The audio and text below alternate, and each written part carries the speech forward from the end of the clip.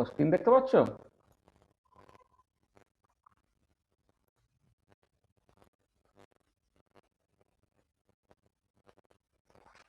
দেখতে পাচ্ছ? চলো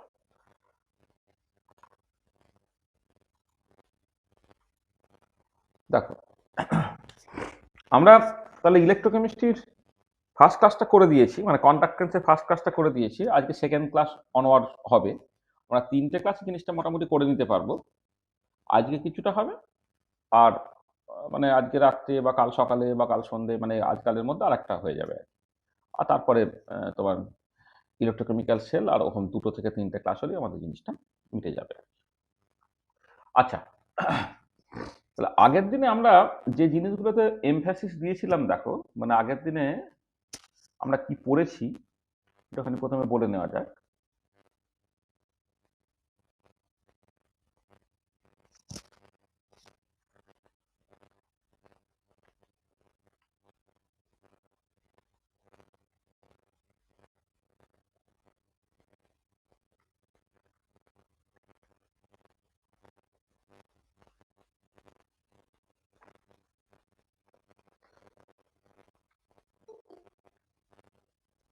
কি আবার আসছে এখন?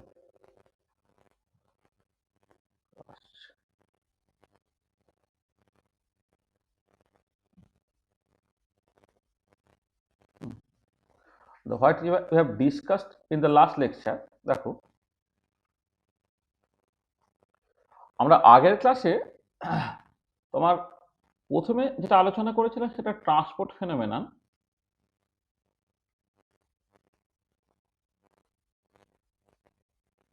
ট্রান্সপোর্ট ফেনোমেনন ট্রান্সপোর্ট ফেনোমেননের কনটেক্সটে তার ডেফিনেশনটাকে দেখেছিলাম।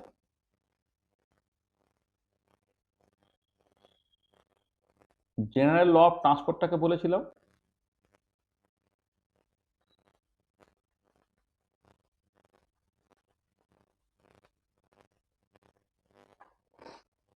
এক্সাম্পলস বলেছিলাম। এটাকে আলোচনা করেছিলাম। আচ্ছা, তারপরে যেটা করেছিলাম একটা স্পেশাল এমফ্যাসিস দিয়েছিলাম তোমার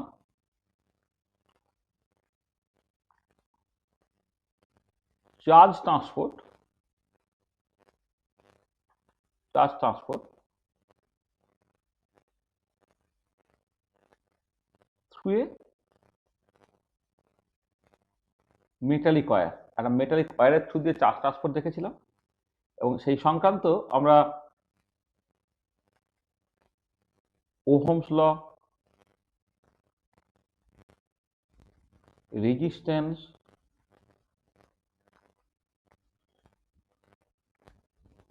resistivity, Ohm's law, resistance, resistivity, তারপরে তোমার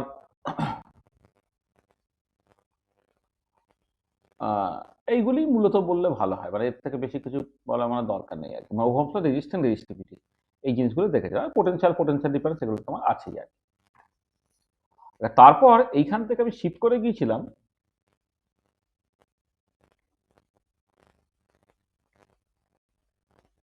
charge transport through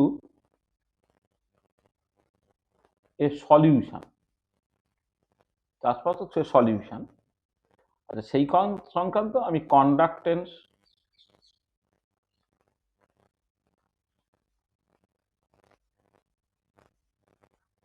specific conductance,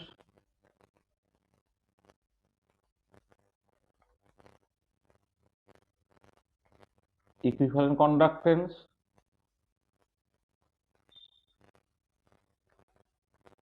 molar conductance, conductance, specific conductance, equivalent conductance, molar conductance, এদের তোমার ডেফিনেশন,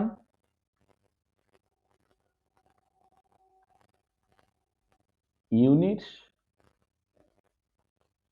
আচ্ছা, তার সঙ্গে হচ্ছে একটা ছিল সেল কনস্ট্যান্ট ছিল। সেল কনস্ট্যান্ট, এদের ডেফিনেশন, ইউনিটস আর ইন্টার রিলেশন, যেগুলো এগুলোকে বলা হয়েছিল। আর একটা জিনিস যেটা বলা হয়েছিল সেটা হচ্ছে তোমার variation of conductance or specific conductance or equivalent conductance or molar conductance with concentration বা with dilution.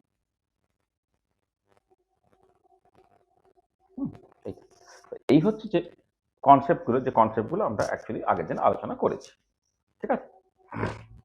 আচ্ছা, এই যে কনসেপ্টগুলো, সেই কনসেপ্টের উপরে বেস করে জাস্ট একটা ছোট্ট প্রবলেম একটুখানি করে নেওয়া যাক। যে আমি বলেছিলাম যে যখন পড়ানোর সাথে সাথে কিছু প্রবলেমস করবো, কারণ এটা আলাদা করে আর প্রবলেমস করবো না, যে তিনটে হয়তো অ্যাডমোর সাথে 4টে ক্লাস নিতে হতে পারে আর কি। তার মধ্যে আমরা কিছু প্রবলেম টবলেম করিয়ে দেবো। আর কি বলা হচ্ছে, দেখো, calculate the molar conductance of 0.01 molar aqueous solution of an electrolyte if its resistance at room temperature is 210 ohm and cell constant of the conductivity cell is 0.88 centimeter inverse. দেখো তাহলে এই প্রবলেমটা তুমি কেমন করে সলভ করবে, আমি হিন্টস দিচ্ছি। তাহলে কি হচ্ছে, এখানে রেজিস্ট্যান্সটাকে বলে দিয়েছে, রেজিস্ট্যান্স হচ্ছে কত, 210 ওহম। আচ্ছা, এবারে সেখান থেকে কন্ডাক্টেন্স যদি তুমি বের করতে চাও, মোলার কন্ডাক্টেন্স পরে আসবে, তাহলে কন্ডাক্টেন্স যদি বের করতে চাও, কন্ডাক্টেন্স টু 1 বাই রেজিস্ট্যান্স। তাহলে 1 বাই রেজিস্ট্যান্স যদি হয়, তাহলে এটা হয়ে যাবে কত, 1 বাই 210 ওহম। তাহলে এটা বলো কত ওহম ইনভার্স হলো, বলো ক্যালকুলেটরে করে, সঙ্গে সঙ্গে ক্যালকুলেট করে বলো। শ্রেয়া বলো, আকাশ আছিস তো, বা যে কেউ, মানে আমি, হ্যাঁ বলো, এটা এটা কত উত্তর হচ্ছে বলো।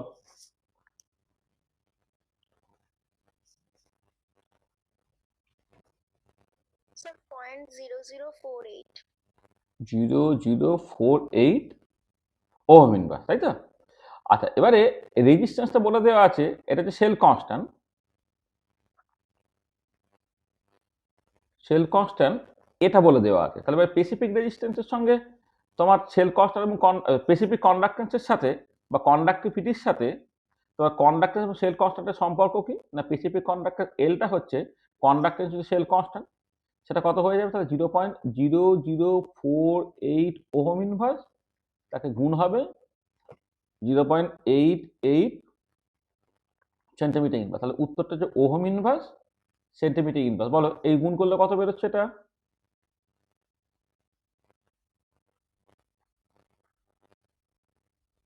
কত?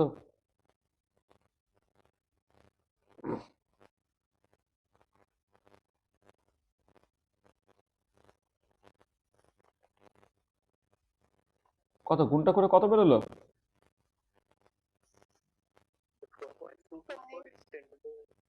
4.-10⁻³ এটা হলো। দেখো স্পেসিফিক কন্ডাক্টেন্সটা তোমার বেরিয়ে গেল। আচ্ছা, এবারে এই আমাকে অ্যাকচুয়ালি বের করতে হবে মোলার কন্ডাক্টেন্স। মোলার কন্ডাক্টেন্স মিউটা কত, আগের দিন করেছিলাম 1000 L/C। আচ্ছা, এইটাকে তুমি এইরকম ভাবে লিখতে পারো, তোমার L/C/1000 এরকম করে। আচ্ছা, এটা তো স্পেসিফিক কন্ডাক্টর। স্পেসিফিক কন্ডাক্টর হচ্ছে 4.224 into 10⁻³ ohm inverse centimetre to the power -1 হলো। আচ্ছা, ডিভাইডেড বাই C/1000, সিটা কত, সিটা হচ্ছে 0.01। আচ্ছা, এবার 0.01 মোল মানে কি ছিল, মানে মোলার কনসেন্ট্রেশন মানে কি, মোল পার লিটার। তাকে 1000 দিয়ে ভাগ করে দেওয়া মানে কি হলো, মানে হলো এটা মোল সেন্টিমিটার টু দি পাওয়ার -3 হলো। মানে এই যে 1000 দিয়ে ভাগ করে দেওয়া মানে হচ্ছে তোমার বেসিক্যালি 1 লিটার যে 1000 সেন্টিমিটার কিউব, সেটা গ্যাস করে দেওয়া হচ্ছে এইটা। তাহলে এবারে মানে 1000টা উপরে চলে যাবে, 0.01টা তোমার নিচে থাকবে। হ্যাঁ, করে যদি তুমি করো, তাহলে এটা কত হচ্ছে তোমার, ধরো 0.01, এটা হয়ে যাচ্ছে 10⁻⁻, তাহলে 5 হয়ে যাচ্ছে, 10⁻⁸ হয়ে গেল। তার মানে 4.224 ইন্টু 10⁻⁻8, তাই তো, তাই না? Ohm inverse centimetre square mole inverse. দেখো তো ঠিক করলাম?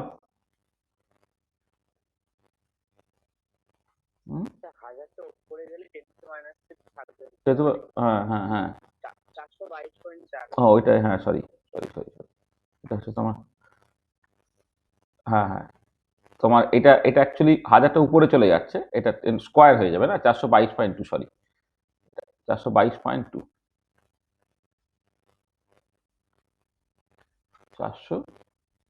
22.4, তাই তো? এত ohm inverse centimetre square mole inverse. দেখো, তার মানে আমি এই যে পার্টিকুলার প্রবলেমটা বললাম, সেই পার্টিকুলার প্রবলেমে আমি পারস্পরিক, দেখো আমি একটা প্রবলেম এমনভাবে চুজ করলাম যাতে করে এই যে মানে পারস্পরিক সম্পর্কগুলো তুমি জাস্ট পেয়ে গেলে, মানে কন্ডাক্টরের সঙ্গে রেজিস্ট্যান্সের সম্পর্ক, তারপর স্পেসিফিক কন্ডাক্টরের সঙ্গে কন্ডাক্টরের সম্পর্ক through cell constant, molar conductor বা ইকুইভ্যালেন্ট কন্ডাক্টরসটা স্পেসিফিক কন্ডাক্টরস উপরে কেমন করে নির্ভর করে। মোলার কন্ডাক্টর যেমন mu equal to 1000 L by C, ঠিক একই রকম ইকুইভ্যালেন্ট কন্ডাক্টর ল্যামডাও হচ্ছে 1000 এল বাই সি হিসেবে লিখবে। তো এখানে কনসেন্ট্রেশনটা মোল পার লিটারে আছে, আর ওখানে কনসেন্ট্রেশনটা গ্রাম ইকুইভ্যালেন্ট পার লিটারে, মানে নর্মালিটিতে থাকবে আর কি। করে তুমি এই ধরনের নিউমেরিক্যাল প্রবলেমগুলোকে করতে পারো। ঠিক আছে, বোঝা গেল? তাহলে এক্ষেত্রে ইউনিটগুলোকে না ঠিক ঠিক করে তোমাকে জাস্ট করতে হবে। এখানে ইউনিট নিয়ে অনেক সমস্যা হয়, মানে ইউনিটগুলো তুমি ঠিক ঠিক করে বসাবে, দেখবে কোনো অসুবিধা হবে না। ঠিক আছে তো? হলো?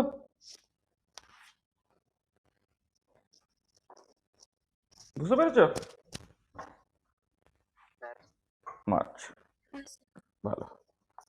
আচ্ছা আচ্ছা, এবারে আগের দিন যেটা পড়িয়েছিলাম, আগের দিন পড়া থেকে না একটুখানি আমি আরেকটু, মানে শেষের দিকটা একটু তাড়াহুড়ো হয়েছিল, আমি আরেকটু রিক্যাপচুলেট করে নিতে চাইছি, রিক্যাপচুলেট করে তারপর পরের কাজগুলোতে আসতে চাইছি আর কি। মানে দেখো, এক সেকেন্ড। দেখো, আগের দিনে আমরা ওই যেটা লাস্ট আইটেম যেটা পড়েছিলাম না, যে ভেরিয়েশন অফ কন্ডাক্টের স্পেসিফিক কন্ডাক্টের ইকুইভ্যালেন্ট মোলার কন্ডাক্টের উইথ ডাইলিউশন, সেই পার্টটা আমরা আগের দিন আলোচনা করেছিলাম। সেইটা আমি আরেকবার একটুখানি বলছি, যে যখন তুমি ভেরিয়েশনটাকে দেখবে তখন প্রথমেই যে মানে আগের দিন ক্লাস নোটটায় ঠিক করে ব্যাপারটা ছিল না, তাড়াহুড়ো করে করা হয়েছিল, আজকে প্রপার ক্লাস নোটটার মধ্যে থাকছে। আমি যেটা পড়িয়েছি আর কিছু বোঝানোর দরকার নেই, আমি কুইকলি জাস্ট রিড আউট করে দিচ্ছি। দেখো, with increase in dilution, number of ions or amount of charge obtain from one gram equivalent electrolyte increase করছে। মানে with increase in, sorry increase in নয়, উইথ ইনক্রিজ ইন ডাইলিউশন আছে, sorry sorry.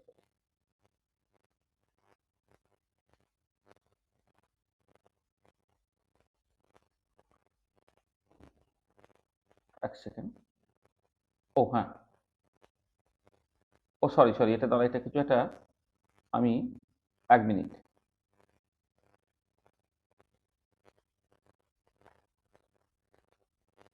এইটা তো, ওইটা তো 1 মিনিট, এটাকে একটু মুছতে হবে। 1 সেকেন্ড দাঁড়া একটুখানি, 1 সেকেন্ড, মানে এইটা তোমার, আমার এটা একটুখানি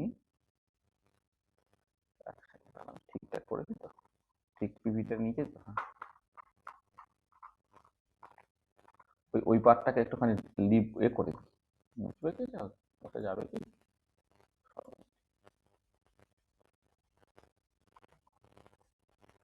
এক সেকেন্ড। এটা, এইটা তোমার ওইটা মোছা যাচ্ছে না, দাঁড়া 1 সেকেন্ড, 1 মিনিট। আমার কাছে ছিল হচ্ছে তোমার এইটা, আচ্ছা এটা আমি বাদ দিচ্ছি, দাঁড়া এটা আমি হাতে করে কেটে দিচ্ছি। মানে হ্যাঁ, এইটা আসলে এইটা আমার অলরেডি হয়ে গিয়েছিল, হ্যাঁ, মানে এইটা ইম্পর্টেন্ট না, মানে এইটা আমার তো বলা হয়ে গিয়েছিল যে ইকুইভ্যালেন্ট কন্ডাক্টর বা মোলার কন্ডাক্টর উইথ ডাইলিউশন কেমন করে ভ্যারি করছে, সেটা আমি পরিষ্কারভাবে আগের দিন বলে দিয়েছিলাম। যে জিনিসটা তাড়াহুড়ো করে আগের দিন বলতে হয়েছিল, যেটা মানে ভালো করে লেখা ছিল না, সেটা হচ্ছে variation of conductance or specific conduct with dilution. আমি আবার বলছি যে variation of equivalent কন্ডাক্টরস or molar conduct with dilution, সেটা আমি আগের দিন পরিষ্কারভাবে বলে দিয়েছিলাম, গ্রাফটা এঁকে থেকে কোনো অসুবিধা ছিল না। কিন্তু ভেরিয়েশন অফ স্পেসিফিক কন্ডাক্টর এবং কন্ডাক্টর উইথ ডাইলিউশনটা খুব কুইকলি বলা হয়েছিল, তাহলে সেইটা একটুখানি আমাদের আলোচনা করে দিতে হবে। দেখো, for dilute solution specific conductor increases with increase in concentration, মানে একটা যদি সলিউশনটা সাফিসিয়েন্টলি ডাইলিউট হয়, তাহলে স্পেসিফিক কন্ডাক্টরটা কিন্তু কনসেন্ট্রেশন বাড়ার সাথে সাথে বাড়ে। কেন বাড়ে? With increase in concentration, amount of electrolyte within the two electrodes increases and hence specific conductor increases। তাহলে ইকুইভ্যালেন্ট কন্ডাক্টর বা মোলার কন্ডাক্টরের ক্ষেত্রে যেটা ব্যাপার, সেটা হচ্ছে এই যে দুটো ইলেকট্রোডের মধ্যে যে সলিউশন আছে, সেখানে সবসময় 1 গাম ইকুইভ্যালেন্ট বা 1 মোল ইলেকট্রোলাইটই থাকতে হবে। কিন্তু স্পেসিফিক কন্ডাক্টর বা কন্ডাক্টরের ক্ষেত্রে সিচুয়েশন তো ওরকম নয় তো। তোমার মানে স্পেসিফিক কন্ডাক্টরের ক্ষেত্রে বরং যেটা সত্যি, সেটা হচ্ছে দুটো ইলেকট্রোডের মধ্যে যে ভলিউমটা, সে ভলিউমটা হচ্ছে ফিক্সড। এবার তুমি যদি কনসেন্ট্রেটেড সলিউশন নাও, তাহলে ওর মধ্যে বেশি ইলেকট্রোলাইট থাকবে, ডাইলিউট সলিউশনে তাহলে কম ইলেকট্রোলাইট থাকবে। এবারে সাফিসিয়েন্ট, মানে যদি সলিউশনটা প্রচন্ড কনসেন্ট্রেটেড না হয়, তাহলে তুমি যেটা করতে পারবে সেটা হচ্ছে যে যত কনসেন্ট্রেশন বাড়বে তোমার এর পরিমাণটা, ইলেকট্রোলাইটের পরিমাণটা তার সঙ্গে প্রপোর্শনালি বাড়লো, তার মতো করে স্পেসিফিক কন্ডাক্টর বা অ্যাজ ওয়েল যে কন্ডাক্টর হচ্ছে প্রপোর্শনালি বাড়ে।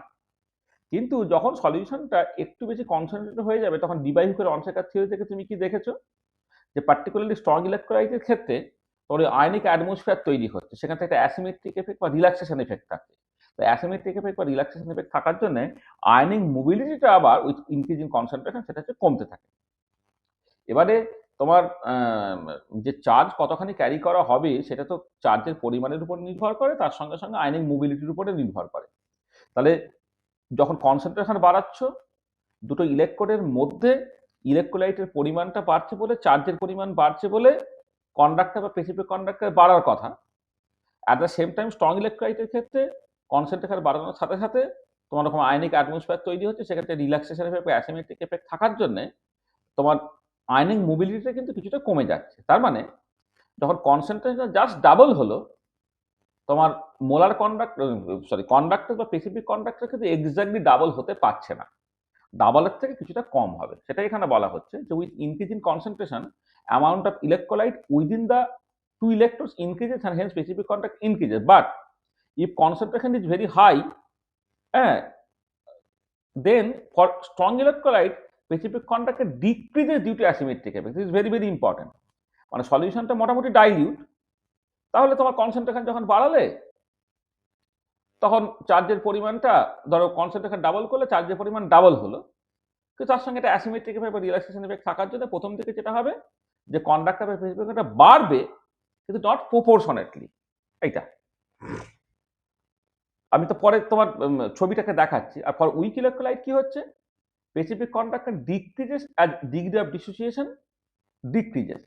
মানে মানে দেখো এমনি কনসেন্ট্রেশন যখন বাড়াচ্ছ স্ট্রং বা উইক দুজনের ক্ষেত্রে কিন্তু কনসেন্ট্রেশনটা বাড়ছে, তার উইক ইলেকট্রোলাইটের ক্ষেত্রে কনসেন্ট্রেশনটা বাড়ছে। কিন্তু অ্যাট দ্য সেম টাইম এটা ইম্পর্টেন্ট যে উইথ ইনক্রিজিং কনসেন্ট্রেশন তোমার যেটা হবে যে স্পেসিফিক কন্ডাক্টেন্সটা যতটাখানি বাড়ার কথা ছিল শুরুর দিকে ততটা বাড়বে না। তার কারণটা কি, কনসেন্ট্রেশন বাড়ার সাথে সাথে কিন্তু ডিগ্রি অফ ডিসোসিয়েশন কমে যাবে বলে তোমার টোটাল আয়ন্সের সংখ্যা কিন্তু ঠিক যে রেটে বাড়ার কথা সেই রকম ভাবে বাড়ছে না। সেই জন্য স্ট্রং এবং উইক দুজনের ক্ষেত্রেই এটা হচ্ছে সলিউশনটা কিন্তু সাফিসিয়েন্টলি ডাইলিউট হয়, যেখানে অ্যাসিমেট্রিক এফেক্ট অতটা ইম্পর্টেন্ট নয় বা ডিগ্রি অফ ডিসোসিয়েশনটা অতটা ইম্পর্টেন্ট নয়, তখন স্পেসিফিক কন্ডাক্টর বা কন্ডাক্টরটা বাড়তে থাকে। কিন্তু দুজনের ক্ষেত্রে যখন কনসেন্ট্রেশন খুব বেশি হয়ে যাবে তখন এই অ্যাসিমেট্রিক এফেক্ট বা রিল্যাক্সেশন এফেক্টটা স্ট্রং ইলেকট্রোলাইটের ক্ষেত্রে ডমিনেট করবে, আর ডিগ্রি অফ ডিসোসিয়েশন সেটা একদম কমে যাবে, সেটা উইক ইলেকট্রোলাইটের ক্ষেত্রে ওটাই তোমার ইম্পর্টেন্ট হয়ে পড়বে। তখন দেবে স্পেসিফিক কন্ডাক্টর বা কন্ডাক্টরটা কিন্তু তোমার কমতে থাকছে। সেটাই ছবি থেকে পরিষ্কার। ধরো HCl একটা স্ট্রং ইলেকট্রোলাইট, তার ক্ষেত্রে দেখো কনসেন্ট্রেশন যখন বাড়াচ্ছে স্পেসিফিক কন্ডাক্টরটা সেটা কি হচ্ছে প্রথমে বাড়ছে তারপর কিন্তু কমছে। এই যে শুরুর দিকে মানে মোটামুটি সাফিসিয়েন্টলি যখন সাফিসিয়েন্টলি ডাইলিউট, এই যে শুরুর দিকে বেড়ে যাওয়াটা তার কারণটা কি হচ্ছে, এখানে আয়নিক অ্যাটমসফিয়ারের এফেক্টটা বা অ্যাসিমেট্রিক এফেক্টটা বা রিল্যাক্সেশন এফেক্টটা অত ইম্পর্টেন্ট নয়, ঠিক আছে, অত ইম্পর্টেন্ট নয়। তখন তোমার ওই কনসেন্ট্রেশন বাড়ার সাথে সাথে হচ্ছে স্পেসিফিক কন্ডাক্টরটা বাড়ছে। কিন্তু যখন কনসেন্ট্রেশন খুব বেশি হয়ে গেল তাহলে অ্যাসিমেট্রিক এফেক্ট বা রিল্যাক্সেশন এফেক্ট এতটা ইম্পর্টেন্ট হয়ে পড়ছে যে কনসেন্ট্রেশন বাড়ার সাথে সাথে HCl এর তোমার ওই স্পেসিফিক কন্ডাক্টর বাড়ার বদলে কমতে থাকে। অ্যাসিটিক অ্যাসিডের ক্ষেত্রে ঠিক একই রকমভাবে যখন সলিউশন সাফিসিয়েন্টলি ডাইলিউট যথেষ্ট পরিমাণ ডিসোসিয়েট করছে তখন কনসেন্ট্রেশন বাড়ালে ইকুইভ্যালেন্ট কন্ডাক্টর বা মোলার কন্ডাক্টরটা বাড়ছে। কিন্তু কনসেন্ট্রেশন খুব বেশি হয়ে যাবে যখন, তখন ডিগ্রি অফ ডিসোসিয়েশনটা এতটাই কমে যাবে যে তখন অ্যাসিটিক অ্যাসিডের ক্ষেত্রে যেটা উইক ইলেকট্রোলাইট তার ক্ষেত্রে স্পেসিফিক কন্ডাক্টরটা বাড়ার বদলে বরং কমতে থাকবে। ঠিক আছে, তাহলে আগের দিন এই পার্টিকুলার অ্যাসপেক্টটাকে বলা হয়নি, আজকে বললাম। দেখো কারো যদি কিছু অসুবিধা থাকে বলো এটা, ঠিক আছে।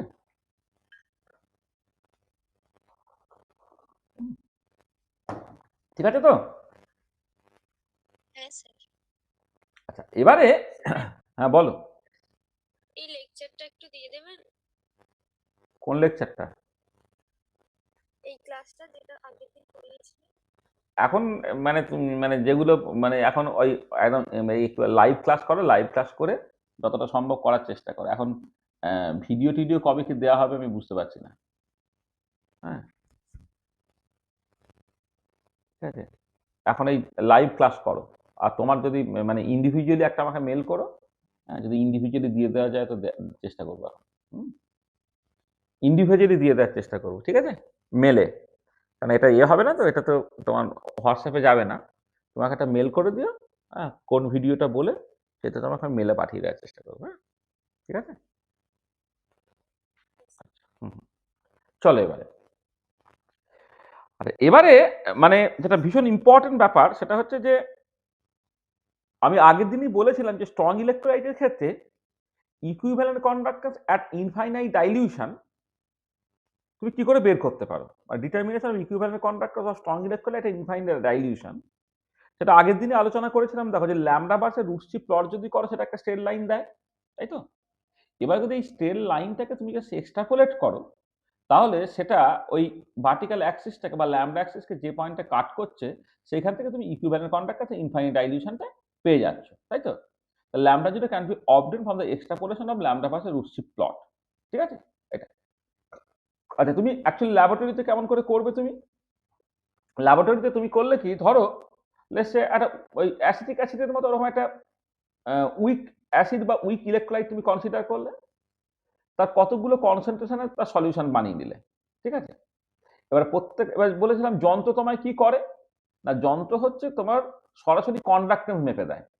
যন্ত্রকে যদি সরাসরি কন্ডাক্টেন্স মেপে দেয় তাহলে বিভিন্ন কনসেন্ট্রেশনের জন্য তুমি কন্ডাক্টেন্সটা মেপে ফেললে, মানে একই ইলেকট্রোলাইট নিয়েছো, একই উইক ইলেকট্রোলাইট নিয়েছো, তার জন্য ডিফারেন্ট কনসেন্ট্রেশনে কন্ডাক্টেন্স গুলো মেপে ফেললে তুমি, ঠিক আছে? আর এবারে তোমার সরাসরি তো ইকুইভ্যালেন্ট কন্ডাক্টর যন্ত্র দেয় না, তোমাকে যেটা করতে হবে তোমাকে এই যে সেল কনস্ট্যান্টটা কেমন করে ডিটারমাইন করতে হবে আগের দিন আমি দেখিয়ে দিয়েছি কি করে তোমাকে সেল কনস্ট্যান্ট ডিটারমাইন করতে হয়। সেল কনস্ট্যান্ট যদি তুমি জানো তাহলে স্পেসিফিক কন্ডাক্টরতে বের করো কন্ডাক্টর যদি সেল কনস্ট্যান্ট করে, ঠিক আছে? তারপরে এই যে কোন কনসেন্ট্রেশনের ইলেকট্রোলাইটের সলিউশন নিতে সেটা যদি তুমি জানো তাহলে ইকুইভ্যালেন্ট কন্ডাক্টরটাকে 1000 L/C এই ফর্মুলায় বসালে, বসিয়ে তোমার ইকুইভ্যালেন্ট কন্ডাক্টরগুলো বেরিয়ে গেল, ঠিক আছে? তাহলে তোমাকে যেটা করতে হচ্ছে কি কতগুলো ডিফারেন্ট কনসেন্ট্রেশন ইলেকট্রোলাইটিক সলিউশন বানিয়ে নিতে হচ্ছে, উইক ইলেকট্রোলাইটিক সলিউশন বানিয়ে নিতে হচ্ছে প্রত্যেকটা সলিউশনের জন্য, মানে একই ইলেকট্রোলাইট কিন্তু ডিফারেন্ট কনসেন্ট্রেশন, তাদের জন্য তোমার কন্ডাক্টেন্স গুলোকে মাপতে হলো। আচ্ছা স্পেসিফিক কন্ডাক্টেন্স হচ্ছে যে কন্ডাক্টেন্স সেল কনস্ট্যান্ট, সেখান থেকে তুমি স্পেসিফিক কন্ডাক্টেন্স গুলো পেলে, আর সেখান থেকে ল্যামডা করে 1000 L/C করে তুমি ইকুইভ্যালেন্ট কন্ডাক্টেন্স গুলোকে পেয়ে যাচ্ছ, এটা। আর এখানে অনেক সময় যেটা করা হয় যে এখানে না এই কনসেন্ট্রেশন গুলো বাই সাকসেসিভ ডাইলিউশন করা হয়। সাকসেসিভ ডাইলিউশন মানে হচ্ছে ধরো তুমি শুরু করলে একটা N/50 অ্যাসিডিক অ্যাসিড থেকে, মানে অ্যাসিডিক অ্যাসিড তুমি এক্স্যাক্টলি বানিয়ে নিয়েছো N/50। আর এবারে এক্স্যাক্ট বানানো মানে এক্ষেত্রে তো মানে বুঝতে হবে যে তোমাকে ওই মানে অ্যাসিটিক অ্যাসিড তো উইক অ্যাসিটিক অ্যাসিড তো সেকেন্ডারি স্ট্যান্ডার্ড, তাহলে অক্সালিক অ্যাসিড দিয়ে এনওএইচ কে টাইট্রেট করতে হবে, সেই এনওএইচ দিয়ে অ্যাসিটিক অ্যাসিডকে টাইট্রেট করতে হবে, করে অ্যাসিটিক অ্যাসিডের স্ট্রেংথ পেয়ে যাবে, সেটাকে প্রপারলি ডাইলিউট করে তুমি এক্স্যাক্ট কনসেন্ট্রেশন ধরো N/50 কনসেন্ট্রেশনে তুমি একটা অ্যাসিটিক অ্যাসিড বানালে। এবারে 25 ml পিপেট করে 25-50 ml অ্যাসিটিক অ্যাসিড তুমি একটা বিকারে নিলে, করে তার কন্ডাক্টেন্সটাকে মাপলে। এবার তারপরে কি হলো না, ওই যে তোমার বিকার থেকে 50 ml অ্যাসিটিক অ্যাসিড N/50 দেওয়া ছিল, সেখান থেকে 25 ml অ্যাসিটিক অ্যাসিড তুমি বের করে দাও, আর তার বদলে 25 ml তুমি কন্ডাক্টিভিটি ওয়াটার দিয়ে দাও। তাহলে কি হলো, এটা হাফ ডাইলিউটেড হয়ে গেল। হাফ ডাইলিউটেড হয়ে গেল মানে কনসেন্ট্রেশনটা কত হলো, N/50 থেকে N/100 হলো। তার কন্ডাক্টেন্সটা তুমি মেপে নাও। আবার ওইখান থেকে 25 ml ফেলে দাও, ফেলে দিয়ে 25 ml জল দাও, তাহলে N/200 হলো, তারপর N/400, N/800, N/1600, এতগুলো কতগুলো ডিফারেন্ট কনসেন্ট্রেশনের তুমি সলিউশন বানিয়ে নিচ্ছ। তারপরে ফাইনালি হচ্ছে ওই মানে ক্যালকুলেশনের জায়গা তোমার কনসেন্ট্রেশন থেকে কন্ডাক্টেন্স পেয়ে যাওয়া। আর সেল কনস্ট্যান্ট KCl 0.1 নর্মাল আর 0.01 নর্মাল KCl কে ব্যবহার করে কেমন করে সেল কনস্ট্যান্ট বের করতে আমি আগের দিন শিখিয়ে দিয়েছি। সেল কনস্ট্যান্ট জানতো, সেখান থেকে স্পেসিফিক কন্ডাক্টর পাবে, সেখান থেকে তুমি ইকুইভ্যালেন্ট কন্ডাক্টর পাবে। এবার ল্যামডা বাসের রুটসি প্লট করবে, সেটাকে এক্সট্রাপোলেট করবে, করে হচ্ছে ল্যামডা জিরোটা পেয়ে যাবে, ঠিক আছে? আমি অ্যাপ্লিকেশনটা প্যারালালি যেখানে যতটুকু বলা সম্ভব বলে দিচ্ছি। সেল কনস্ট্যান্ট বের করা একটা অ্যাপ্লিকেশন ছিল, ইকুইভ্যালেন্ট কন্ডাক্টর আর infinite dilution for strong electrolyte বের করা একটা অ্যাপ্লিকেশন ছিল, সেটা কিন্তু এই পার্টিকুলার কেসে বোঝা গেল। হলো? ঠিক আছে তো? আচ্ছা এবারে দেখো যে আগের দিনে এরকম একটা কথা বলা হয়েছিল যে উইক ইলেকট্রোলাইটের ক্ষেত্রে কিন্তু ইকুইভ্যালেন্ট কন্ডাক্টর আর ইনফাইনাইট ডাইলিউশন ওই ল্যামডা ভার্সেস রুটসি প্লটের এক্সট্রাপোলেশন করে তুমি করতে পারবে না। আগের দিনের ছবিটা ভালো করে খেয়াল রাখবে। ছবিটা যেটা ছিল সেটা হচ্ছে তোমার ওই মানে এরকম একটা ছবি ছিল, আমি এখানে না হয় দেখাচ্ছি তোমাকে। আগের দিন ভিডিওটা রাখলে ভালো হতো। যাক, ল্যামডা ভার্সেস রুটসি যখন প্লট করছো ছবিটা তো এরকম দেখতে ছবি হয়েছিল, এরকম দেখতে ছবি হয়েছিল। এবারে যদি আমি রুটসিটা টেন্স টু জিরো বা কনসেন্ট্রেশন টেন্স টু জিরো আমি এক্সট্রাপোলেট করি, এইটা কিন্তু এই ল্যামডা অ্যাক্সিসকে কোথায় কাট করবে তুমি জাস্ট বুঝতে কিন্তু পারছো না। এটা বুঝতে পারছো না। সেখানেই হচ্ছে কি lambda zero for weak electrolyte cannot be determined from the extrapolation of lambda versus root shift plot. তাহলে how can you determine equivalent conductor of an weak electrolyte at infinite dilution? তাহলে স্ট্রং ইলেকট্রোলাইটের ক্ষেত্রে equivalent conductor আর infinite dilution lambda versus root shift প্লটের extrapolation করে তুমি করে ফেলতে তো পারলে, কিন্তু উইক ইলেকট্রোলাইটের ক্ষেত্রে তুমি কেমন করে করবে? এবারে নতুন পড়া স্টার্ট হলো যে এইটা করতে হবে, জাস্ট বেসিক্যালি কোলব্রাস law of independent migration of আয়নসটাকে কাজে লাগে। আচ্ছা, এবারে কোলব্রাস law of independent migration of আয়নসটা কি একটু ভালো করে বোঝার চেষ্টা করা। আচ্ছা, আমি কতগুলো স্ট্রং ইলেকট্রোলাইটের ক্ষেত্রে ইকুইভ্যালেন্ট কন্ডাক্টর তার ইনফাইনাইট ডাইলিউশন তার ভ্যালু বলছি, ধর 25 ডিগ্রি সেন্টিগ্রেড। এখানে যে ইলেকট্রোলাইটগুলোকে কনসিডার করছি সব স্ট্রং ইলেকট্রোলাইট, আর ইনফাইনাইট ডাইলিউশনে তাদের ইকুইভ্যালেন্ট কন্ডাক্ট্যান্সটা তুমি ল্যামডা বাসের রুট শিফট প্লট থেকে তুমি সরাসরি পেয়ে যেতে পারছো। এবারে দেখো কেসিএল, তার ক্ষেত্রে ইকুইভ্যালেন্ট কন্ডাক্টর আর ইনফাইনাইট ডাইলিউশন 144.9। ওই ইউনিটটা তো অবভিয়াসলি ওহম ইন বা centimetre square gram equivalent inverse, মানে প্রত্যেক ক্ষেত্রে ইউনিটটা আর বলছি না, ওহম ইন বা centimetre square gram equivalent inverse. প্রত্যেকটা হচ্ছে এটা হচ্ছে ইন দ্য ইউনিট অফ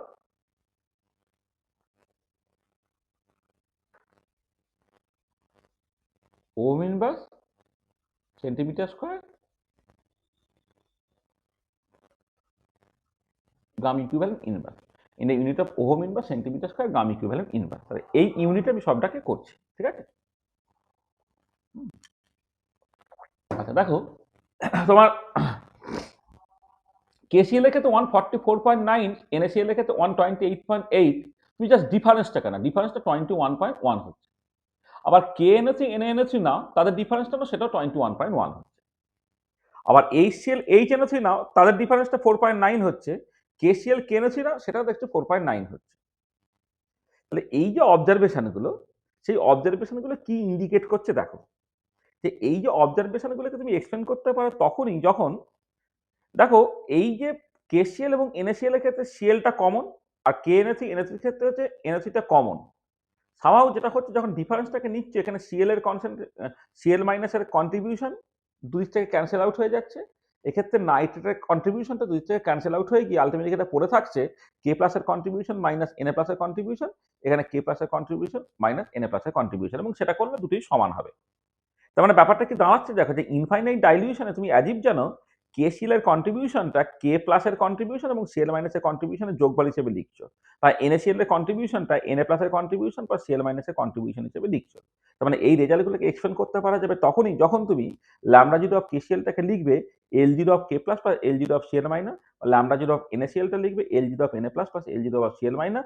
ডিফারেন্সটাকে নাও L zero of K plus minus L zero of N A plus হলো। ঠিক একই রকম ভাবে কে এর বা এন এর ক্ষেত্রে যদি তুমি করো তাহলে আলটিমেটলি যেটা দাঁড়াচ্ছে এল zero of K plus minus L zero of N A plus. তার মানে এটা দাঁড়াচ্ছে এই যে এল গুলো, সেগুলো বেসিক্যালি আয়নিক কন্ডাক্টেন্স।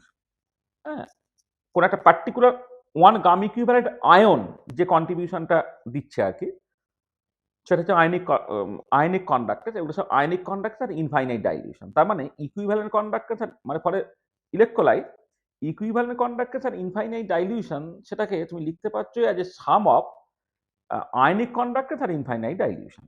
তাহলে ইকুইভ্যালেন্ট কন্ডাক্টর আর ইনফাইনাইট ডাইলিউশন সেটাকে তুমি লিখতে পারছো as a sum of ionic conductor আর ইনফাইনাইট ডাইলিউশন। ঠিক আছে, সেই রকমভাবে যদি লিখতে পারো তাহলে দেখো সবকিছু কনসিস্টেন্ট হচ্ছে। তাহলে এই যে অবজারভেশনটা, সেই অবজারভেশনটাই তোমাকে Kohlrausch law of independent migration of ions দিল। সেটা কি বলছে না, বলছে at infinite dilution equivalent conductance of an electrolyte is equal to the sum of ionic conductances of the ions obtained from that electrolyte. তাহলে at infinite dilution equivalent conductance of an electrolyte is equal to the sum of ionic conductances of the ions obtained from that electrolyte. ঠিক আছে, this is the Kohlrausch law of independent migration of ions. আচ্ছা, এখানে যেটা এই independent migration of আয়ন্স, কেন এটা independent migration বলা হচ্ছে, তার কারণটা হচ্ছে যে একমাত্র ইনফাইনাইট ডাইলিউশনেই হচ্ছে আয়নগুলো ইন্ডিপেন্ডেন্টলি মুভ করতে পারবে। যদি তোমার কনসেন্ট্রেটেড সলিউশন হয় তখন একটা আয়নিক অ্যাটমসফিয়ার তৈরি হবে, তখন ক্যাটায়ন এবং অ্যানায়নগুলো তখন ইন্ডিপেন্ডেন্ট হবে না, বা আয়নগুলো ইন্ডিপেন্ডেন্ট হবে না। তাহলে এটাকে ইন্ডিপেন্ডেন্ট মাইগ্রেশন অফ আয়ন্স বলছে। তার কারণ হচ্ছে যে ইনফাইনাইট ডাইলিউশনে আয়নগুলো ইন্ডিপেন্ডেন্টলি মুভ করতে পারছে বলেই হচ্ছে এই রুলটা থাকছে বা এই লটা তোমার থাকছে। ঠিক আছে, আর আরেকটা ইম্পর্টেন্ট পয়েন্ট দেখো যে যদিও তোমার এক্সপেরিমেন্টালি তুমি জাস্ট যে ইকুইভ্যালেন্ট কন্ডাক্ট আর ইনফাইনাইট ডাইলিউশনে যেগুলো পেয়েছো সেগুলো সব হচ্ছে স্ট্রং ইলেকট্রোলাইটের জন্য, কিন্তু যখন এই লটা তুমি পেয়ে গেলে সেই লটা কিন্তু valid both for strong electrolyte and weak electrolyte when the solution is infinitely dilute. কারণ ইনফাইনাইট ডাইলিউশনে কি হয় না, কেসিএল এর ক্ষেত্রে বা স্ট্রং ইলেকট্রোলাইটের ক্ষেত্রে একটা ঝামেলা থাকে। স্ট্রং ইলেকট্রোলাইটের ক্ষেত্রে ঝামেলাটা কি, স্ট্রং ইলেকট্রোলাইটের ক্ষেত্রে কনসেন্ট্রেটেড সলিউশন হচ্ছে একটা আয়নিক অ্যাটমসফিয়ার তৈরি হচ্ছে, অ্যাসিমেট্রিক এফেক্ট, রিল্যাক্সেশন এইসব তৈরি হচ্ছে, কিন্তু প্রচন্ড প্রচন্ড ডাইলিউট সলিউশনে কি হবে, ওই ধরনের কোনো আয়নিক অ্যাটমসফিয়ার তৈরি হওয়ার কোনো সম্ভাবনা নেই। আবার উইক ইলেকট্রোলাইটের ক্ষেত্রে কনসেন্ট্রেটেড সলিউশনের ক্ষেত্রে ডিগ্রি অফ ডিসোসিয়েশনটা কম, কিন্তু ইনফাইনাইট ডাইলিউশনে তুমি যাও কমপ্লিটলি ডিসোসিয়েট করে যাচ্ছে। তার মানে দুজনের ক্ষেত্রে এটা দুটো অন্তরায় ছিল, একটা হচ্ছে স্ট্রং ইলেকট্রোলাইটের ক্ষেত্রে হচ্ছে আয়নিক অ্যাটমসফিয়ার, আর উইক ইলেকট্রোলাইটের ক্ষেত্রে যে ডিগ্রি অফ ডিসোসিয়েশন। আর ইনফাইনাইট ডাইলিউশনে ও ক্ষেত্রে না আছে কোনো আয়নিক অ্যাটমসফিয়ার, আর এক্ষেত্রে হচ্ছে ডিগ্রি অফ ডিসোসিয়েশনটা আলফাটা জাস্ট সিম্পলি 1 হয়ে যাচ্ছে। সেখানে ইনফাইনাইট ডাইলিউশনে স্ট্রং এবং উইকের মধ্যে অ্যাকচুয়ালি কোনো তফাৎ নাই। সেই জন্য এই যে Kohlrausch law of independent migration of ion, সেটা কিন্তু স্ট্রং উইক সবার জন্য সত্যি যখন সলিউশনটা ইনফাইনাইটলি ডাইলিউট। ঠিক আছে, তাহলে বুঝতে পারলে তো?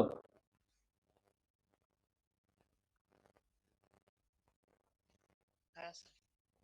আচ্ছা, এটা সবসময় মাথায় রাখবে। একটা কোশ্চেন এরকম বলি যে why this law is called a law of independent migration of ions.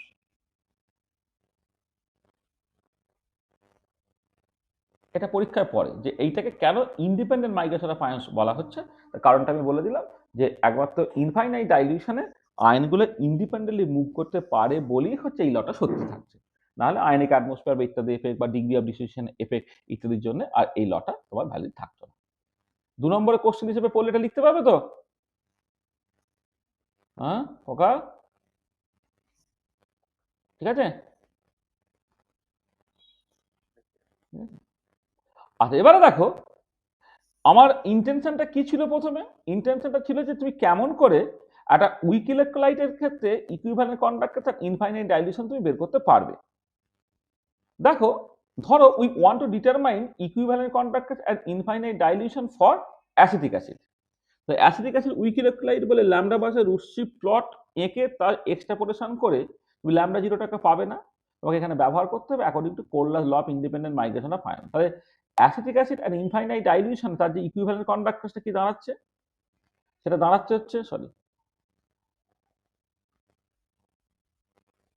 কি দাঁড়াচ্ছে দেখো, মানে lambda zero of C double H, সেটা হচ্ছে ionic conductors at infinite dilution of H plus plus ionic conductors at infinite dilution of acetate.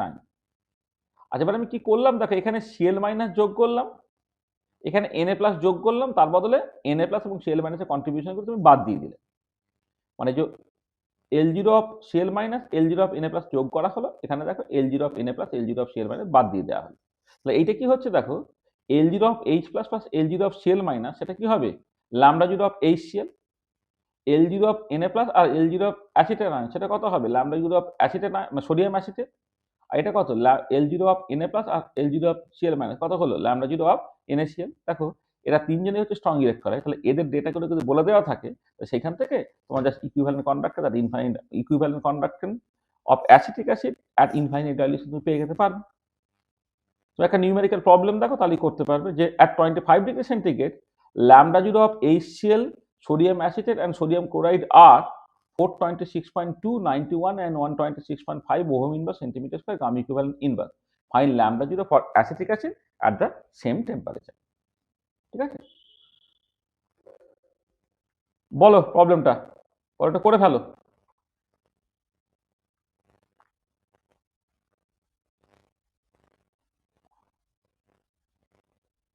কি হলো, এই তো তুমি দেখতে পাচ্ছ কেমন করে করতে হবে, ফর্মুলাটা আমরা সব রেডি করা, ডেটাগুলোকে বসিয়ে দেওয়া। তাহলে কি হচ্ছে না, তোমার হচ্ছে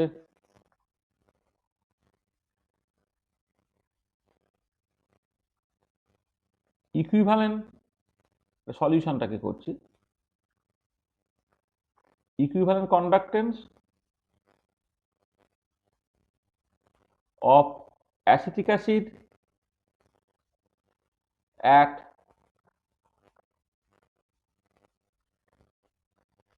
infinite dilution, lambda 0 of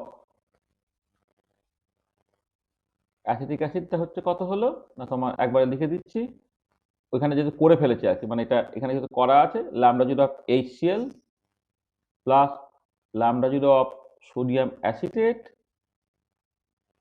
minus lambda 0 of sodium chloride. কোথা থেকে পেলে না, from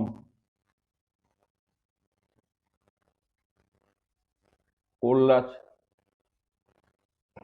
law of independent migration of ions. হ্যাঁ, from Kohlrausch law of independent migration of ions থেকে তুমি এটা পেলে, ঠিক আছে। আচ্ছা, এবারে দেখো ডেটাগুলো সব বলে দেওয়া আছে। HCl এর ডেটাটা কত, 426.2 426.2 মাইনাস তোমার সোডিয়াম অ্যাসিটেটের ডেটাটা হচ্ছে 91 প্লাস 91 মাইনাস NaCl এর ডেটাটা কত 126.5 126.5, প্রত্যেকটা একই ইউনিট আছে, ওহম ইনভার্স সেন্টিমিটার স্কোয়ার গ্রাম ইকুইভ্যালেন্ট ইনভার্স। করো, কত বেরোচ্ছে বলো খোকারা?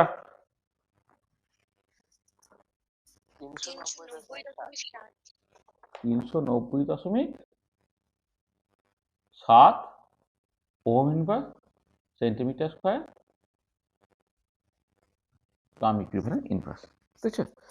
তাহলে এইখানে না যে প্রবলেমগুলো করছি, খেয়াল রাখবে, সেই টাইপের প্রবলেমগুলি পরীক্ষায় পড়ে। আগে একটা প্রবলেম করলাম, এখন একটা প্রবলেম করলাম, মানে এবারে আমি একটা করে করাচ্ছি, হয়তো বইকে দেবে আরো বেশ কিছু করে দেওয়া আছে, তুমি সেইগুলোকে তোমার মতো করে করবে, তাহলেই হয়ে যাবে, ঠিক আছে।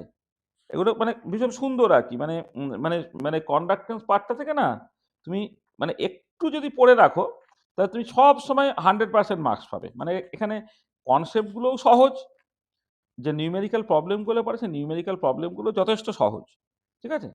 ওই জন্য একটুখানি মানে ঠিক ঠিক করে পড়বে, দেখবে কোনো অসুবিধা হবে না। হ্যাঁ, এক সেকেন্ড দাঁড়া।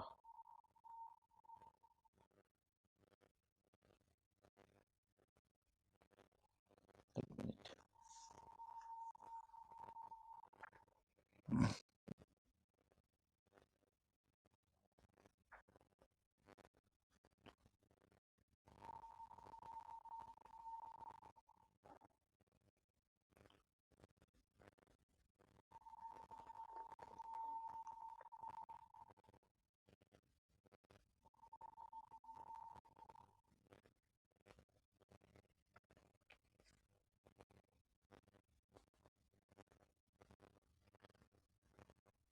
সেকেন্ড।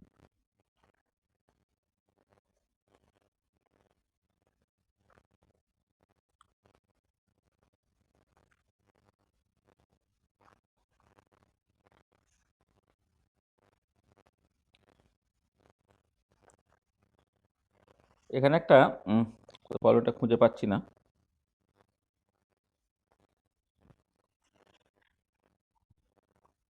বিউটাইরিক ডাইরি একটা প্রবলেম ছিল।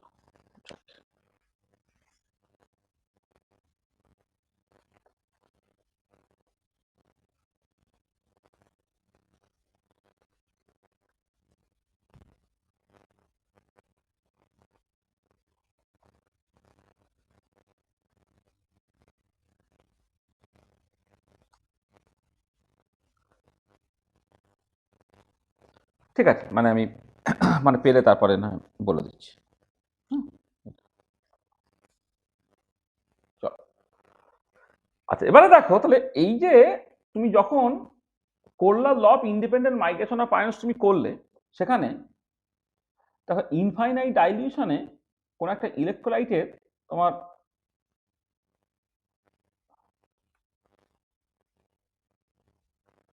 ইনফাইনাইট ডাইলিউশনে কোন একটা স্ট্রং ইলেকট্রোলাইট বা পরবর্তীকালে উইক ইলেকট্রোলাইটের ক্ষেত্রে একই জিনিস সত্যি, তোমার ইকুইভ্যালেন্ট কন্ডাক্টেন্সটাকে ওই যে ইলেকট্রোলাইটটা যে যে আয়ন থেকে পাওয়া গেছে তাদের যে কন্ট্রিবিউশন তাদের যোগফল হিসেবে লেখা হচ্ছে। তাহলে এই যে আয়নগুলো যে কন্ট্রিবিউশনটা দিচ্ছে সেটাই বেসিক্যালি তোমার ionic conductance.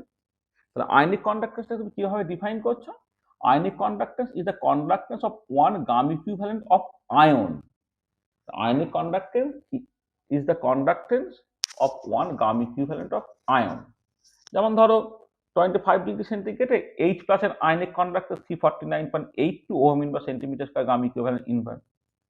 L0 of Cl minus হচ্ছে 76.34 ohm inverse centimetre square gram equivalent inverse. এইটা হ্যাঁ, তাহলে এগুলো হচ্ছে দেখো একটা করে চার্জ আছে বলে, তাহলে একটা করে চার্জ আছে বলে তাহলে এইগুলো হচ্ছে তাদের করসপন্ডিং আয়নিক কন্ডাক্টেন্স হয়ে যাচ্ছে। আচ্ছা, যখন তুমি ক্যালসিয়াম 2+ করবে তাহলে ক্যালসিয়াম 2+ এর ক্ষেত্রে কিন্তু অ্যাকচুয়ালি এটা ইম্পর্টেন্ট যে ক্যালসিয়াম 2+ অ্যাজ এ হোল যতটা কন্ট্রিবিউট করবে তার ঠিক অর্ধেকটা হচ্ছে তোমার ionic conductance at infinite dilution. তাহলে Ca2+ যতটা কন্ট্রিবিউট করে তার অর্ধেকটা, দেখো এই যে Ca2+ যেটা কন্ট্রিবিউট করে তার অর্ধেকটা হবে তোমার basically ionic conductance of calcium 2+। ঠিক একই রকমভাবে সালফেটের ক্ষেত্রেও তাই।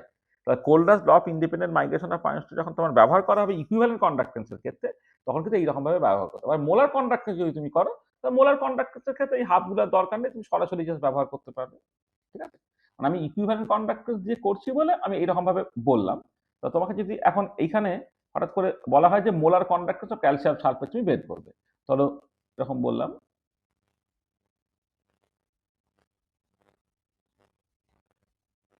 মোলার কন্ডাক্টেন্স অফ ধরে নাও ক্যালসিয়াম সালফেট।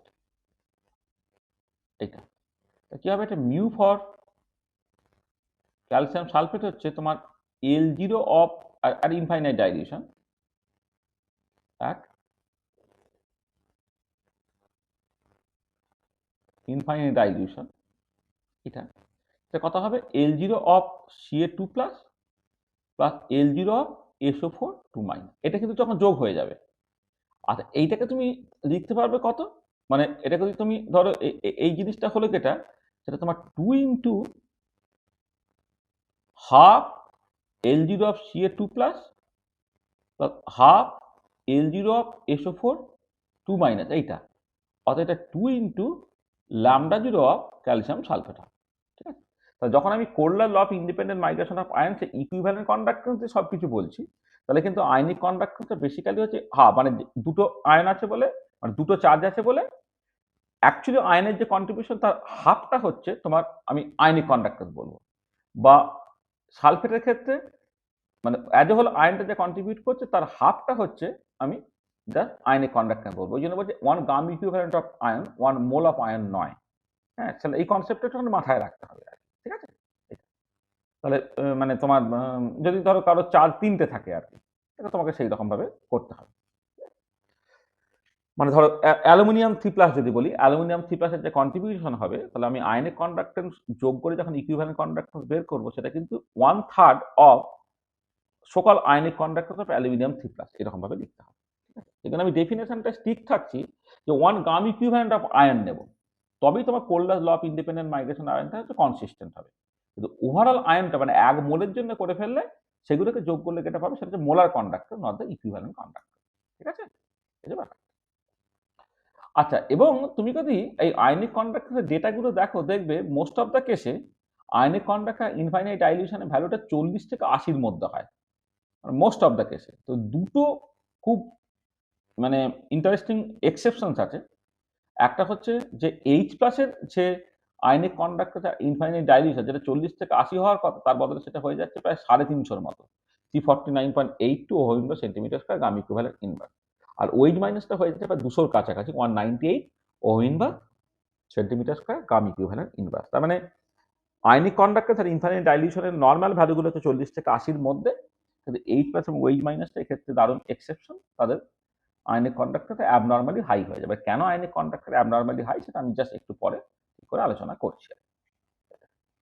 আচ্ছা, এবারে দেখো তুমি যেটা দেখতে পাচ্ছ যে ধরো HCl অ্যাজ ফর এক্সাম্পল, তাহলে HCl এর ক্ষেত্রে equivalent conductor infinite dilution total ভ্যালুটা হচ্ছে 426.16 ohm inverse centimetre square gram equivalent inverse.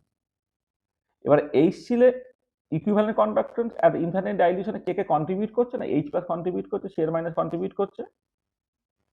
H প্লাসের কন্ট্রিবিউশনটা কত 349.82 আর সিএল মাইনাসের কন্ট্রিবিউশন 76.36, এই তো এইটা।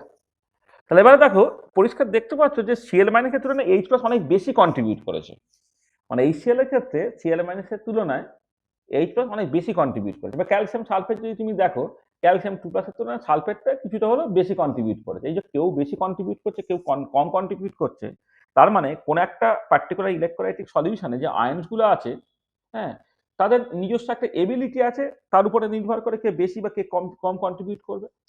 এবার কে কতটা বেশি বা কম কন্ট্রিবিউট করছে সেটা তুমি বুঝবে কি দিয়ে, না ট্রান্সপোর্ট নাম্বার বা ট্রান্সফারেন্স নাম্বার বলে একটা আমি কোয়ান্টিটি ইন্ট্রোডিউস করছি সেইটা দিয়ে। আচ্ছা, ট্রান্সফারেন্স নাম্বার বা ট্রান্সপোর্ট নাম্বারটা অ্যাকচুয়ালি কি? It is defined as the fraction of charge actually carried by the particular ion. মানে এই সিএল এর ক্ষেত্রে আয়নগুলো হচ্ছে এইচ প্লাস এবং সিএল মাইনাস। তাহলে এবারে ধরো let's say 1 Faraday charge carry করা হলো, সেই 1 ফ্যারাডের চার্জ কিন্তু দুজনে এক্স্যাক্টলি সমান সমান করে করলো না। যে বেশি চার্জ অ্যাকচুয়ালি ক্যারি করলো তার ট্রান্সফার নাম্বার বেশি, যে কম চার্জ ক্যারি করলো তার ট্রান্সফার নাম্বার অ্যাকচুয়ালি কম। ঠিক আছে?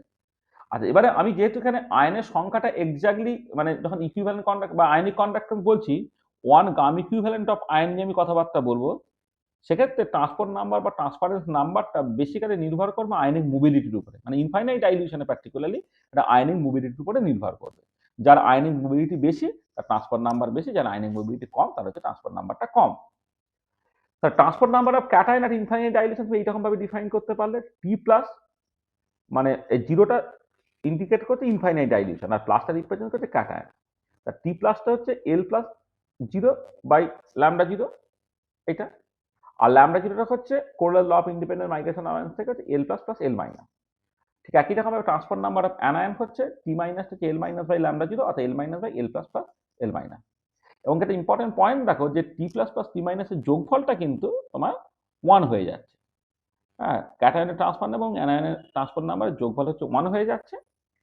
এটা তাহলে এবারে তুমি যদি টি প্লাস ভার্সেস টি মাইনাসটাকে প্লট করো তাহলে একটা স্ট্রেট লাইন পাওয়া যাচ্ছে যার এক্স এবং ওয়াই দুটো ইন্টারসেপ্টই হয়ে যাচ্ছে যথাক্রমে 1। টি প্লাস প্লাস টি মাইনাস যদি 1 হয় তুমি পরিষ্কার দেখো যখন টি মাইনাসটা তোমার 0 তখন টি প্লাসটা 1 হবে, আর যখন টি প্লাসটা 0 তখন টি মাইনাসটা হচ্ছে তোমার 1 হবে। এটা তাহলে এটা ভীষণ ইম্পর্টেন্ট এবং তার মতো করে প্লটটাও পরীক্ষায় তোমায় পড়েছে, মানে টি প্লাস ভার্সেস টি মাইনাস প্লটটা তোমার পরীক্ষায় এসেছে। আচ্ছা, এবারে অ্যাজ ফর এক্সাম্পল তুমি যদি এইচসিএল এ এইচ প্লাসের ট্রান্সফার নাম্বার এবং সিএল মাইনাসের ট্রান্সফার নাম্বার বের করো, কত বেরোবে? দেখো এইচ প্লাসের জন্য ionic conductance infinite dilution divided by তোমার এইচসিএল এর ইকুইভ্যালেন্ট কন্ডাক্ট্যান্স আর ইনফাইনাইট ডাইলিউশন, সিমিলারলি সিএল মাইনাসের ক্ষেত্রেও তাই। আচ্ছা, বলো এই ক্যালকুলেশনটা করে বলো কত হচ্ছে 349.82 বাই 426.18, এই ভ্যালুটা কত?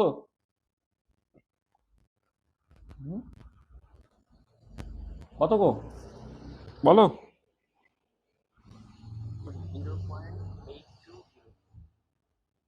0.820। আর এইটা এর উল্টোটা 0.180, তাই তো নাকি? ঠিক আছে, দুটো যোগ করে 1 হবে এটা। আচ্ছা, এখানে তো এটা বলাই বাহুল্য ট্রান্সপোর্ট নাম্বার একটা ইউনিটলেস কোয়ান্টিটি কিন্তু, হ্যাঁ,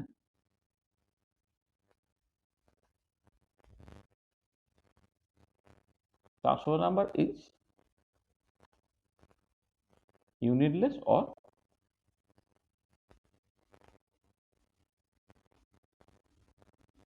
dimensionless. Transport number is unitless or dimensionless. হচ্ছে?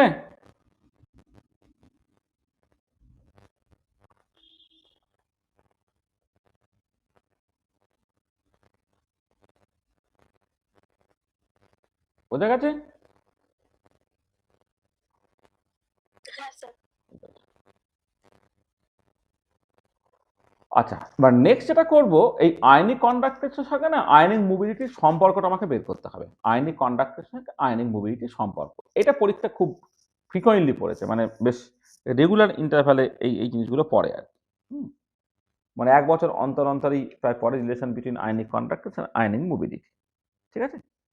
আচ্ছা, দেখো আমি একটা সিস্টেম কনসিডার করছি যেটা দুটো আইডেন্টিক্যাল প্যারালাল ইলেকট্রোড নিয়েছি, যাদের এরিয়া অফ ক্রস সেকশন এটা হচ্ছে 1 সেন্টিমিটার স্কোয়ার, তাদের মধ্যে সেপারেশনটা হচ্ছে 1 সেন্টিমিটার, এদের মধ্যে বিভব পার্থক্য রাখা হচ্ছে 1 ভোল্ট। আর এরকম একটা সিচুয়েশন তৈরি করার একটা সুবিধা হচ্ছে যে যদি দুটো ইলেকট্রোডের মধ্যে সেপারেশনটা 1 সেন্টিমিটার হয় আর বিভব পার্থক্যটা 1 ভোল্ট হয়, তাহলে এর মধ্যে যে ভেলোসিটিটা সেটাই বেশি এখানে আয়নিং মোবিলিটি। তো আয়নিং মোবিলিটিটা কি অ্যাভারেজ স্পিড বা অ্যাভারেজ ভেলোসিটি অফ দ্য আয়ন্স যখন পোটেনশিয়াল গ্রেডিয়েন্ট হচ্ছে 1 হবে। তাহলে দুটো ইলেকট্রন তাদের মধ্যে সেপারেশন যদি 1 সেন্টিমিটার হয়, তাদের মধ্যে বিভব পার্থক্য যদি 1 ভোল্ট হয়, তাহলে তোমার আয়নিক মোবিলিটিটা হচ্ছে আর আয়নিক ভেলোসিটিটা দুটো বেসিক্যালি সমান হবে আর কি, সেটা আমি বলে রাখলাম। আচ্ছা চলো, আচ্ছা এবারে এই পার্টিকুলার কেসে আমি কারেন্টটাকে বের করব দুটো ডিফারেন্ট ওয়েতে। আচ্ছা প্রথমটা ওহমস ল থেকে দেখো, ভি ইকুয়াল টু আই আর যদি হয় তাহলে আইটা হচ্ছে ভি বাই আর। আচ্ছা এবারে 1 বাই রেজিস্ট্যান্স হচ্ছে কন্ডাক্টেন্স, সেটা আমি লিখে দিলাম, তাহলে ভি ইন্টু ল্যামডা হলো, ঠিক আছে। আচ্ছা এবারে দেখো এক্ষেত্রে যে তোমার এই যে পোটেনশিয়াল ডিফারেন্স ভিটাকে তুমি তো 1 ভোল্ট নিয়েছো, তাহলে ভিটার নিউমেরিক্যাল ভ্যালু যদি 1 বসিয়ে দাও, তার মানে দেখো আইটা জাস্ট সিম্পলি কন্ডাক্টেন্সের সঙ্গে সমান হচ্ছে নিউমেরিক্যালি। মানে এখানে 1 ভোল্ট নিউমেরিক্যাল ভ্যালুটা 1, তার ইউনিটটা আছে, আমি ইউনিটটাকে বাদ দিয়ে লিখছি বলে বলছি নিউমেরিক্যালি আইটা গাছ এই তোমার ল্যামডার সঙ্গে সমান হয়ে গেল। আচ্ছা এবারে দেখো তোমার স্পেসিফিক কন্ডাক্টের যে কন্ডাক্টের যেটা সেল কনস্ট্যান্ট, এবার সেল কনস্ট্যান্ট এখানে কত? সেল কনস্ট্যান্ট হচ্ছে যদি সেল কনস্ট্যান্ট হচ্ছে এদের মধ্যে সেপারেশন ডিভাইডেড বাই এরিয়া, তাই না? মানে সেপারেশন মানে সেল কনস্ট্যান্টটা কি, এদের মধ্যে separation divided by area of cross section, মানে 1/1 মানে 1 সেন্টিমিটার বাই 1 সেন্টিমিটার স্কোয়ার, তাহলে সেটা 1 হয়ে যাচ্ছে। যেহেতু সেল কনস্ট্যান্টটা তোমার 1 হয়ে যাচ্ছে, সেই জন্য তোমার দেখো স্পেসিফিক কন্ডাক্টর এবং কন্ডাক্টর বেসিক্যালি সমান। তাহলে এখানে যেটা কন্ডাক্টর ছিল সেটাকে তুমি স্পেসিফিক কন্ডাক্টর লিখতে পারলে, আর স্পেসিফিক কন্ডাক্টরের সঙ্গে ইকুইভ্যালেন্ট কন্ডাক্টর সম্পর্ক কি, lambda equal to 1000 L by C, যেহেতু এলটা হয়ে গেল কত, সি বাই 1000 ইন্টু ল্যামডা, এটা। আচ্ছা এবারে এদের মধ্যে যে ইলেকট্রোলাইটিক সলিউশনটা আমি নিয়েছি, সেই ইলেকট্রোলাইটিক সলিউশনটা যদি এরকম ধরে নিই যে ইলেকট্রোলাইটিক সলিউশনটাকে নেওয়া হয়েছে, সেই ইলেকট্রোলাইটিক সলিউশনটা ভীষণ ভীষণ ডাইলিউট, তাহলে ভীষণ ভীষণ যদি ডাইলিউট হয়ে যায়, তাহলে কারেন্টটা তুমি কি বলে ল্যামডার জায়গায় ল্যামডা জিরো বসিয়ে দিলে, I equal to C by 1000 into lambda zero, এটা হয়ে গেল। আর ল্যামডা জিরোটা Kohlrausch law of independent migration of ions থেকে কোথায় গেল, এই যে এখানেই লিখে দেওয়া উচিত ছিল, Kohlrausch law of independent migration of ions থেকে আইটা তুমি লিখতে পারবে C by 1000 into L plus zero plus L minus zero, এইভাবে এইটুকু তুমি লিখতে পারবে, এটা পরে লেখা হয়েছে, এটা লিখে ফেললে from Kohl's law of independent migration ions from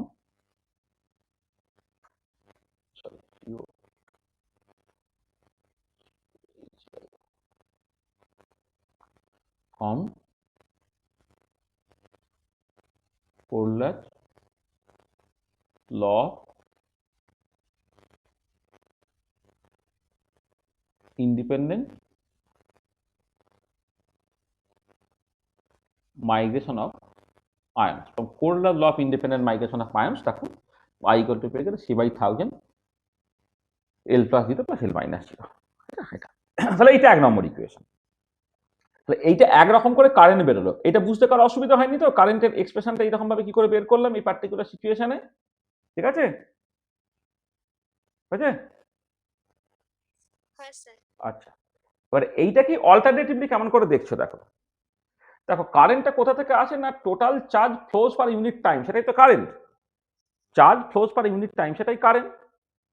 আর এবারে সেটাকে তুমি লিখতে পারছো charge carried by the cation per second plus charge carried by the anion per second. তাহলে এখানে কোনো একটা ইলেকট্রোলাইটে তো ক্যাটায়ন অ্যানায়ন দুটো থাকে, তাহলে টোটাল যে চার্জটা ক্যারি করা হলো, কিছুটা চার্জ ক্যাটায়ন ক্যারি করলো, কিছুটা চার্জ অ্যানায়ন ক্যারি করলো, তার মানে charge carried by cation per second plus charge carried by anion per second. আর এবারে ক্যাটায়ন কতখানি চার্জ ক্যারি করবে একটু ভালো করে বোঝার চেষ্টা করো। দেখো তোমাকে এরিয়া অফ ক্রস সেকশন বলে দিয়েছে 1 সেন্টিমিটার স্কোয়ার, আর যে কন্ডিশনটা তুমি সেট আপ করেছো যে পোটেনশিয়াল ডিফারেন্স হচ্ছে 1 ভোল্ট আর এদের মধ্যে সেপারেশন হচ্ছে 1 সেন্টিমিটার, তার মানে ionic mobility at infinite dilution, এখানে কারণ সলিউশনটা ইনফাইনাইটলি ডাইলিউট ধরে নেওয়া হয়েছে, তাহলে আয়নিক মোবিলিটি আর ভেলোসিটি বেসিক্যালি একই। তাহলে কতখানি ভলিউমের তোমার ইলেকট্রোলাইট বেসিক্যালি সুইফট হবে তুমি কি দিয়ে ঠিক করবে না, area of cross section into velocity. হ্যাঁ তাহলে যদি ধরো এলএসএ বাঁ দিক থেকে ডান দিকে কোন একটা আয়ন্স যাচ্ছে, তাহলে এই কোন একটা সার্টেন টাইম এলএসএ 1 সেকেন্ড পরে, 1 সেকেন্ড পরে এই কোন একটা পার্টিকুলার ইলেকট্রোডে কতগুলো আয়ন বা কতখানি ভলিউমের আয়ন অ্যাকচুয়ালি গিয়ে পৌঁছাবে সেটা কি দিয়ে ঠিক হবে তোমার বেসিক্যালি এই তোমার এই area of cross section into তোমার ভেলোসিটিটা, তাই করেছি। তাহলে 1 সেন্টিমিটার স্কোয়ার হচ্ছে এরিয়া অফ ক্রস সেকশন, আর ভেলোসিটিটাই বেসিক্যালি এখানে আয়নিক মোবিলিটি সেটা u0 সেন্টিমিটার পার সেকেন্ড। তাহলে এইটা হলো volume swept per second, u0 centimetre cube per second, ঠিক আছে। আচ্ছা, এবারে কনসেন্ট্রেশনটা তো C gram equivalent per litre, সিকে 1000 দিয়ে ভাগ করে দিলে সেটা হয়ে যাবে কত, gram equivalent per centimetre cube. তাহলে আমি যদি জানতে চাই যে অ্যাকচুয়ালি মানে কতটা কনসেন্ট্রেশনের আয়ন অ্যাকচুয়ালি মুভ করছে কিভাবে পার সেকেন্ডে, তাহলে কতখানি ভলিউম শিফট করছে পার সেকেন্ডে, তাকে তোমাকে গুণ করতে হবে পার সেন্টিমিটার কিউবে কত গাম ইকুইভ্যালেন্ট ইলেকট্রোলাইট আছে। তাহলে তার সঙ্গে আমি C by 1000 gram equivalent per centimetre cube আমি জাস্ট তোমার গুণ করে দিলাম। তাহলে কত গাম ইকুইভ্যালেন্ট ইলেকট্রোলাইট যাচ্ছে তুমি বুঝলে। আচ্ছা, কত গাম ইকুইভ্যালেন্ট ক্যাটায়ন যাচ্ছে তুমি সেটাকে বুঝলে। এবারে 1 গাম ইকুইভ্যালেন্ট ক্যাটায়ন তার চার্জ কত, 1 ফ্যারাডে। তাই 1 ফ্যারাডে তার ইউনিটটা হচ্ছে কুলম পার গাম ইকুইভ্যালেন্ট আর বসালে তুমি। তাহলে এই যে দেখো বাঁ দিক থেকে এটা হলো, তাহলে প্রথমে হচ্ছে ভলিউম সুইফট পার সেকেন্ড, তাকে তুমি গুণ করলে হচ্ছে পার সেন্টিমিটার কিউবে কনসেন্ট্রেশন কত গাম ইকুইভ্যালেন্ট আছে সেইটা দিয়ে, তাকে তুমি গুণ করলে যে 1 গাম ইকুইভ্যালেন্টে কতখানি চার্জ থাকে সেটা দিয়ে। তাহলে এই যে বাঁ দিকটা হলো হচ্ছে ক্যাটায়ন কতখানি চার্জ ক্যারি করছে সেটা, আর ডান এই তার প্লাস দিয়ে দেখো এটা যে অ্যানায়ন কতখানি চার্জ ক্যারি করছে, শুধু তফাৎটা কি হয়ে গেল, ক্যাটায়ন মুভ করছিল u0 ভেলোসিটিতে, অ্যানায়ন মুভ করছে v0 ভেলোসিটিতে, শুধু এই u0টাকে পাল্টে কি v0 হয়ে গেল, সেটা হচ্ছে অ্যানায়ন কতখানি চার্জ ক্যারি করছে। এবারে দেখো তুমি জাস্ট এখানে নিউমেরিক্যালি যদি তুমি ব্যাপারটাকে দেখো c বাই 1000 ইন্টু 1 ফ্যারাডে যদি তুমি কমন নিয়ে নাও, পড়ে থাকছে কত u0 প্লাস v0, ঠিক আছে, হলো, ঠিক আছে তো।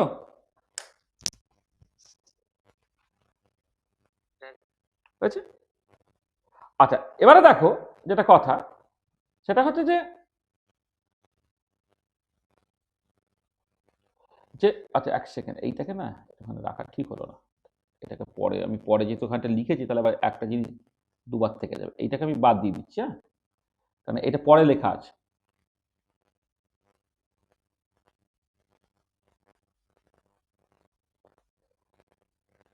আচ্ছা, এবারে দেখো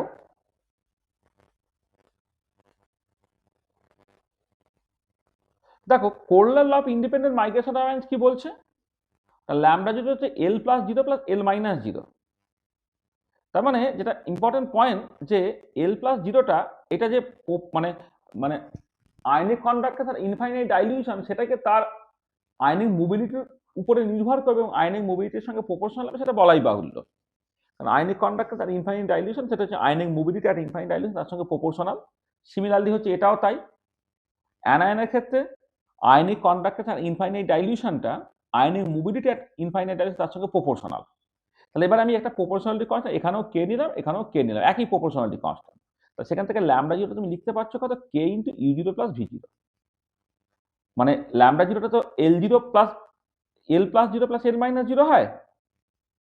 এবারে আয়নিক কন্ডাক্টর ইনফাইনাইট ডাইলিউশন সেটা আয়নিক মোবিলিটির উপরে কেমন করে নির্ভর করে এটা দেখতে চাইছি আমি, এইটুকু এটা বলাই বাহুল্য যেটা প্রপোর্শনাল হবে। প্রপোর্শনাল যদি হয় তাহলে ল্যামডা জিরোটা পাচ্ছ কে ইন্টু ইউ0 প্লাস v0, এটা। তাহলে এবারে দেখো ল্যামডা জিরোটা পাচ্ছ কে ইন্টু ইউ0 প্লাস v0, তাহলে এইটাকে যদি তুমি আগের এক্সপ্রেশনে বসিয়ে দাও তাহলে আইটা কত হচ্ছে c বাই 1000 কে ইন্টু ইউ0 প্লাস v0, মানে অ্যাকচুয়ালি আমি যেটা লিখে ফেলেছিলাম এখানে মানে c by 1000 l plus 0 plus l minus 0, তাহলে l প্লাস এই যে এইটা আর কি l plus 0 plus l minus 0, আবার l প্লাস 0টা কে ইন্টু ইউ0, l মাইনাস 0টা কে ইন্টু v0, তাহলে সেখান থেকে একবার ল্যামডা জিরোটাকে বের করে নিচ্ছি কে ইন্টু ইউ0 প্লাস v0, তাহলে বসিয়ে দিলাম, তাহলে আইটা আই সমান c বাই 1000 কে ইন্টু ইউ0 প্লাস v0, ঠিক আছে। আচ্ছা, এবারে তুমি দেখো 1 নম্বর এবং 2 নম্বর এবং 3 নম্বর ইকুয়েশনে, 2 নম্বর ইকুয়েশনে আইটা বলা হচ্ছে c by 1000 1 Faraday U plus v0, আর এখানে বেরোলো কত c বাই 1000 কে ইন্টু ইউ0 প্লাস v0, তাহলে কম্পেয়ার করলে কি পেলে, এটা পেয়ে গেলে জাস্ট সিম্পলি 1 ফ্যারাডে। তোমার দেখো এখন রিলেশন তোমার কাছে পরিষ্কার। তাহলে তুমি যদি ইনফাইনাইট ডাইলিউশনে দেখো ল্যামডা জিরোটা সেটা ছিল কে ইন্টু ইউ0 প্লাস v0 অর্থাৎ 1 faraday into U plus v0। তাহলে স্ট্রং বা উইক যে ইলেকট্রোলাইট হোক না কেন ইনফাইনাইট ডাইলিউশনে তাদের মধ্যে কোনো তফাৎ নাই। মানে ইনফাইনাইট ডাইলিউশনে ল্যামডা জিরোটাকে তুমি সবসময় লিখতে পারবে 1 faraday into U plus v0, বা তুমি যদি ক্যাটায়নের আয়নিক কন্ডাক্টেশন ইনফাইনাইট ডাইলিউশনে দেখো সেটা 1 ফ্যারাডে ইন্টু ইউ0। অ্যানায়নের ক্ষেত্রে হচ্ছে 1 ফ্যারাড ইন্টু v0, যেখানে u0 v0 হচ্ছে ionic mobility of cation or anion respectively at infinite dilution. তাহলে ইনফাইনাইট ডাইলিউশনে ক্যাটায়ন এবং অ্যানায়নের মধ্যে কোনো তফাৎ নেই। U0 এবং V0 যদি ইকুইভ্যালেন্ট কন্ডাক্টর তাহলে ইনফাইনাইট ডাইলিউশন হয়। তাহলে আয়নিক কন্ডাক্ট্যান্সগুলো আয়নিক মোবিলিটির সঙ্গে কেমন করে related? L+0 1 faraday into U0, L-0 1 faraday into V0 এবং দুটোকে যোগ করলে Kohlrausch law of independent migration of ions থেকে λ0 হয়ে যাচ্ছে 1 faraday into U0 plus V0। এটা আচ্ছা, এবারে এইটা যদি তুমি স্ট্রং ইলেকট্রোলাইট নিয়েছো কিন্তু আরবিট্রারি কনসেন্ট্রেশন নিয়েছো, স্ট্রং ইলেকট্রোলাইট নিয়েছো কিন্তু আরবিট্রারি কনসেন্ট্রেশন দিয়েছো, তখন কিন্তু ল্যামডাটা হয়ে যাবে 1 faraday into U plus V। দেখো এক্ষেত্রে এটা হচ্ছে যে স্ট্রং ইলেকট্রোলাইট যে কোনো কনসেন্ট্রেশনে ফুললি ডিসোসিয়েট করে, সেই জন্যে তোমার 1 গাম ইকুইভ্যালেন্ট আয়ন থেকে তুমি 1 ফ্যারাডে চার্জ পাবে, সেখানে এখানে 1 ফ্যারাডেই আছে, কিন্তু কনসেন্ট্রেটেড সলিউশনে কিন্তু মোবিলিটিটা সেটা কিন্তু কমে যায়, মানে U0 V0টা পাল্টে গেল UR-V দিয়ে, যেখানে UR-V হচ্ছে তোমার সকল ionic mobility of the cation এবং anion at a particular concentration বা এক্সপেরিমেন্টাল কনসেন্ট্রেশন। তাহলে তফাৎটা দেখো যে λ0 যে 1 faraday into U0 plus V0 বা L+0 হচ্ছে 1 ফ্যারাডে ইন্টু U0 বা L-0 1 ফ্যারাডে ইন্টু V0 তুমি যখন বলছো, এইগুলো স্ট্রং উইক দুজনের ক্ষেত্রে তুমি বলতে পারবে অ্যাট ইনফাইনাইট ডাইলিউশন। কিন্তু যখন ইনফাইনাইট ডাইলিউশন নয়, কনসেন্ট্রেটেড সলিউশন, তখন স্ট্রং ইলেকট্রোলাইটের ক্ষেত্রে তোমাকে লিখতে হবে λ 1 faraday into U plus V, যেখানে 1 গাম ইকুইভ্যালেন্ট ইলেকট্রোলাইট থেকে কতটা চার্জ পাচ্ছ সেটা ফিক্স ছিল এই 1 ফ্যারাডে, কিন্তু আয়নিক মোবিলিটিটা পাল্টে গেল। আর হয় যখন উইক ইলেকট্রোলাইটের ক্ষেত্রে তুমি যাবে, উইক ইলেকট্রোলাইটের ক্ষেত্রে কিন্তু ফুললি ডিসোসিয়েট করে না। তাহলে ফুললি যদি ডিসোসিয়েট না করে, তাহলে 1 গাম ইকুইভ্যালেন্ট ইলেকট্রোলাইট থেকে তুমি কতটা চার্জ পাবে না আলফা ইন্টু 1 ফ্যারাডে, যেখানে আলফা হচ্ছে ডিগ্রি অফ ডিসোসিয়েশন। কিন্তু আয়নিক মোবিলিটিটা উইক ইলেকট্রোলাইটের ক্ষেত্রে কিন্তু কনসেন্ট্রেশন পাল্টায় না, কারণ উইক ইলেকট্রোলাইটের ক্ষেত্রে কোনো আয়নিক অ্যাটমসফিয়ার তৈরি হয় না, অ্যাসিমেট্রিক এফেক্ট, রিল্যাক্সেশন এফেক্ট কিচ্ছু হয় না। কারণ আয়নিক মোবিলিটিটা যা আছে তাই রয়ে গেল, শুধু 1 গাম ইকুইভ্যালেন্ট ইলেকট্রোলাইট থেকে কতখানি চার্জ পাবে সেটা আর 1 ফ্যারাডে নয়, আলফা ফ্যারাডে, কারণ আলফা হচ্ছে তোমার ডিগ্রি অফ ডিসোসিয়েশন। ঠিক আছে? তাহলে এইটা ভীষণ ভীষণ ইম্পর্টেন্ট যে এই প্রথমটা হচ্ছে স্ট্রং এবং উইক দুটোই অ্যাট ইনফাইনাইট ডাইলিউশনে, এটা হচ্ছে স্ট্রং ইলেকট্রোলাইট আরবিট্রারি কনসেন্ট্রেশনে, আর এটা হচ্ছে তোমার উইক ইলেকট্রোলাইট আরবিট্রারি কনসেন্ট্রেশন। বুঝতে পারলে?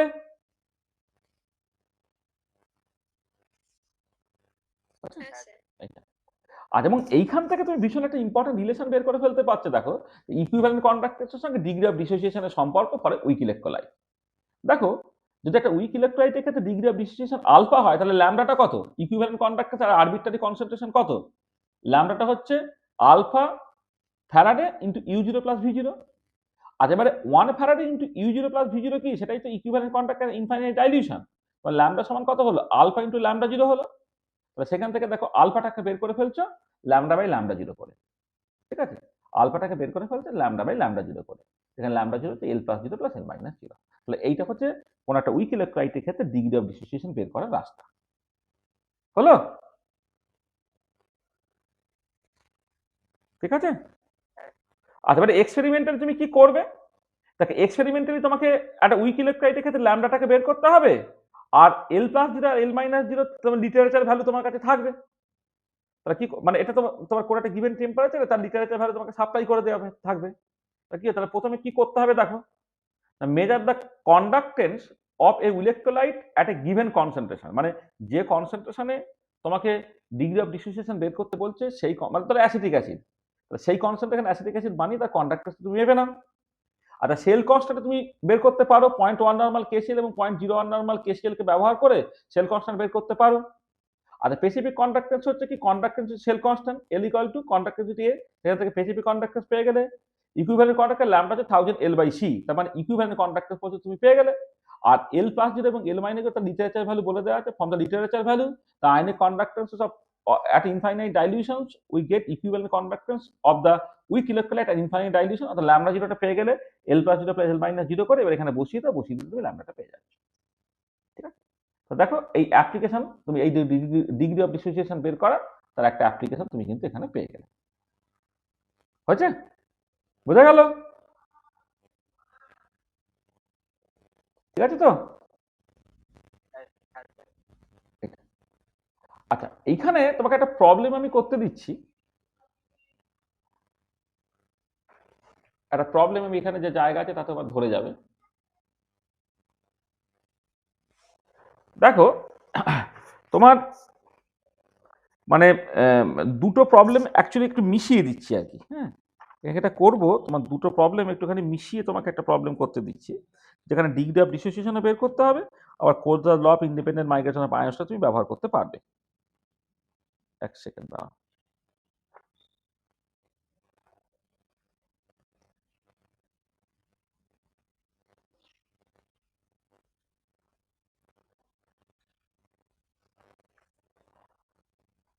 বলছে equivalent conductances at infinite dilution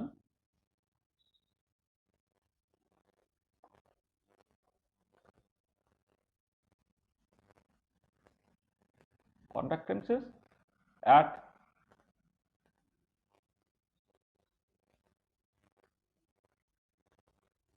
infinite dilution, dilutionটা এস না ই, তাই তো?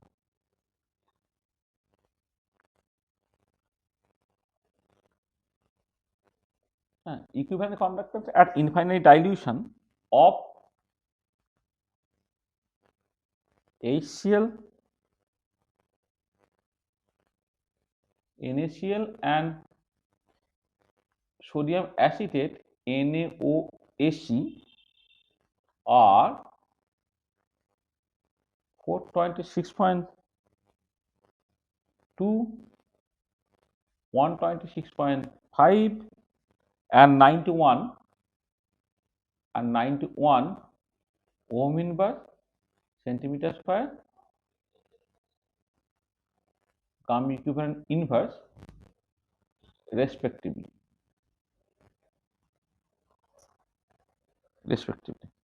ঠিক আছে, respectively at 25 degree centigrade. ঠিক, a conductance cell filled with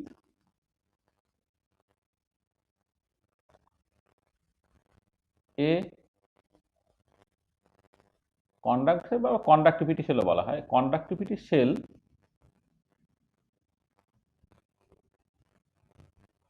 filled with 0.2 normal acetic acid,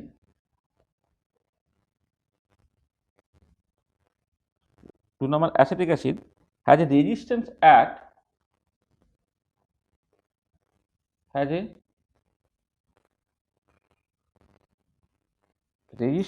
of 508.6 ohms. Calculate the dissociation constant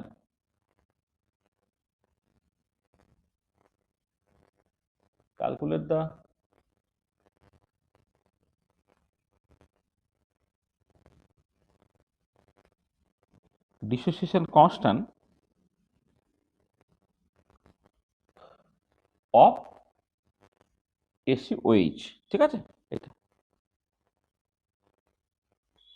আচ্ছা, যেটা given specific conductance of KCl equal to হচ্ছে তোমার specific conductance of KCl, এটা হচ্ছে 1.41 into 10 to the power minus 3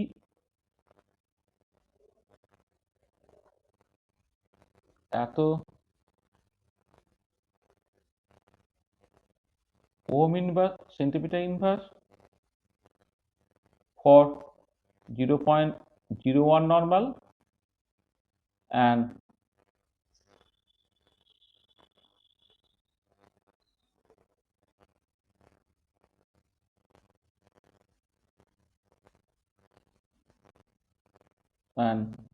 conductance of KCl সেটা হচ্ছে 1.41 into 10 to the power minus 3 ohm inverse for 0.01 normal KCl, KCl তো আছেই, at 25 degree centigrade.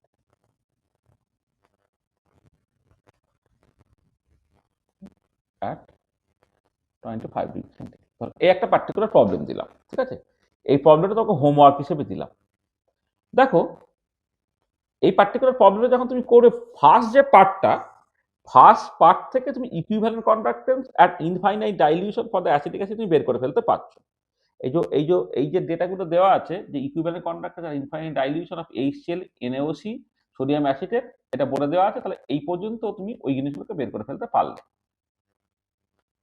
Up to this part পর্যন্ত, up to this part দেখো এটা তুমি অলরেডি করে রেখেছো, তাই তো? তাই তো?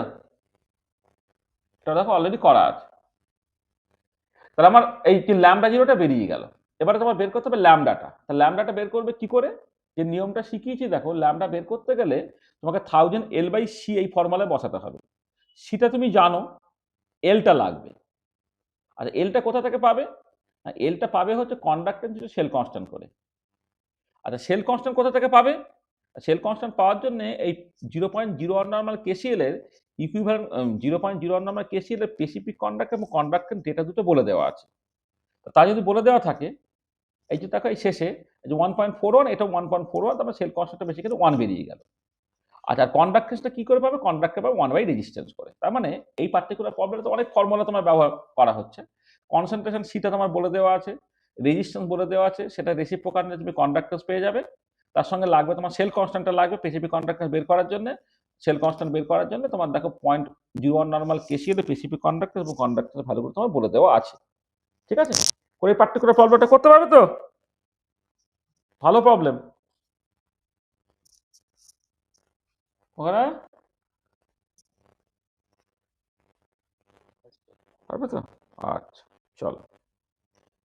আচ্ছা, এবারে আমরা ট্রান্সপোর্ট নাম্বার নিয়ে কথাবার্তা বলছিলাম। এবার ট্রান্সপোর্ট নাম্বার কি করে ডিটারমাইন করতে হয় তার দুটো মেথড আছে। একটা হচ্ছে মুভিং বাউন্ডারি মেথড, আর একটা হচ্ছে তোমার হিট অফ মেথড।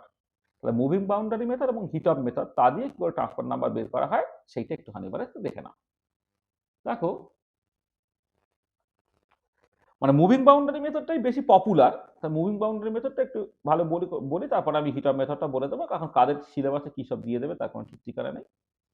দেখো, এই যে মুভিং বাউন্ডারি মেথডের সেট আপটা হচ্ছে এরকম যে, দেখো প্রথমে একটা জিনিস বলি যে আমি কোন আয়নগুলোর ট্রান্সপোর্ট নাম্বার বের করতে চাইছি না এম প্লাস এবং এ মাইনাস, তাদের ট্রান্সপোর্ট নাম্বার বের করতে চাইছি যে এম প্লাস এবং এ মাইনাসটা পাচ্ছ একটা ইলেকট্রোলাইটের ডিসোসিয়েশন থেকে, সেই ইলেকট্রোলাইট হচ্ছে এম এ। তাই we want to determine the transport number of M plus এবং A minus obtain from the electrolyte M A. তাহলে এম এটা হচ্ছে আমার অ্যাকচুয়াল ইলেকট্রোলাইট। ঠিক আছে, ভালো। আর এবারে এর জন্য তোমাকে দুটো সাপোর্টিং ইলেকট্রোলাইট ব্যবহার করতে হবে। সাপোর্টিং ইলেকট্রোলাইট কি? একটা হচ্ছে এম প্রাইম এ, যেটা নিচে আছে একটা এম এ প্রাইম।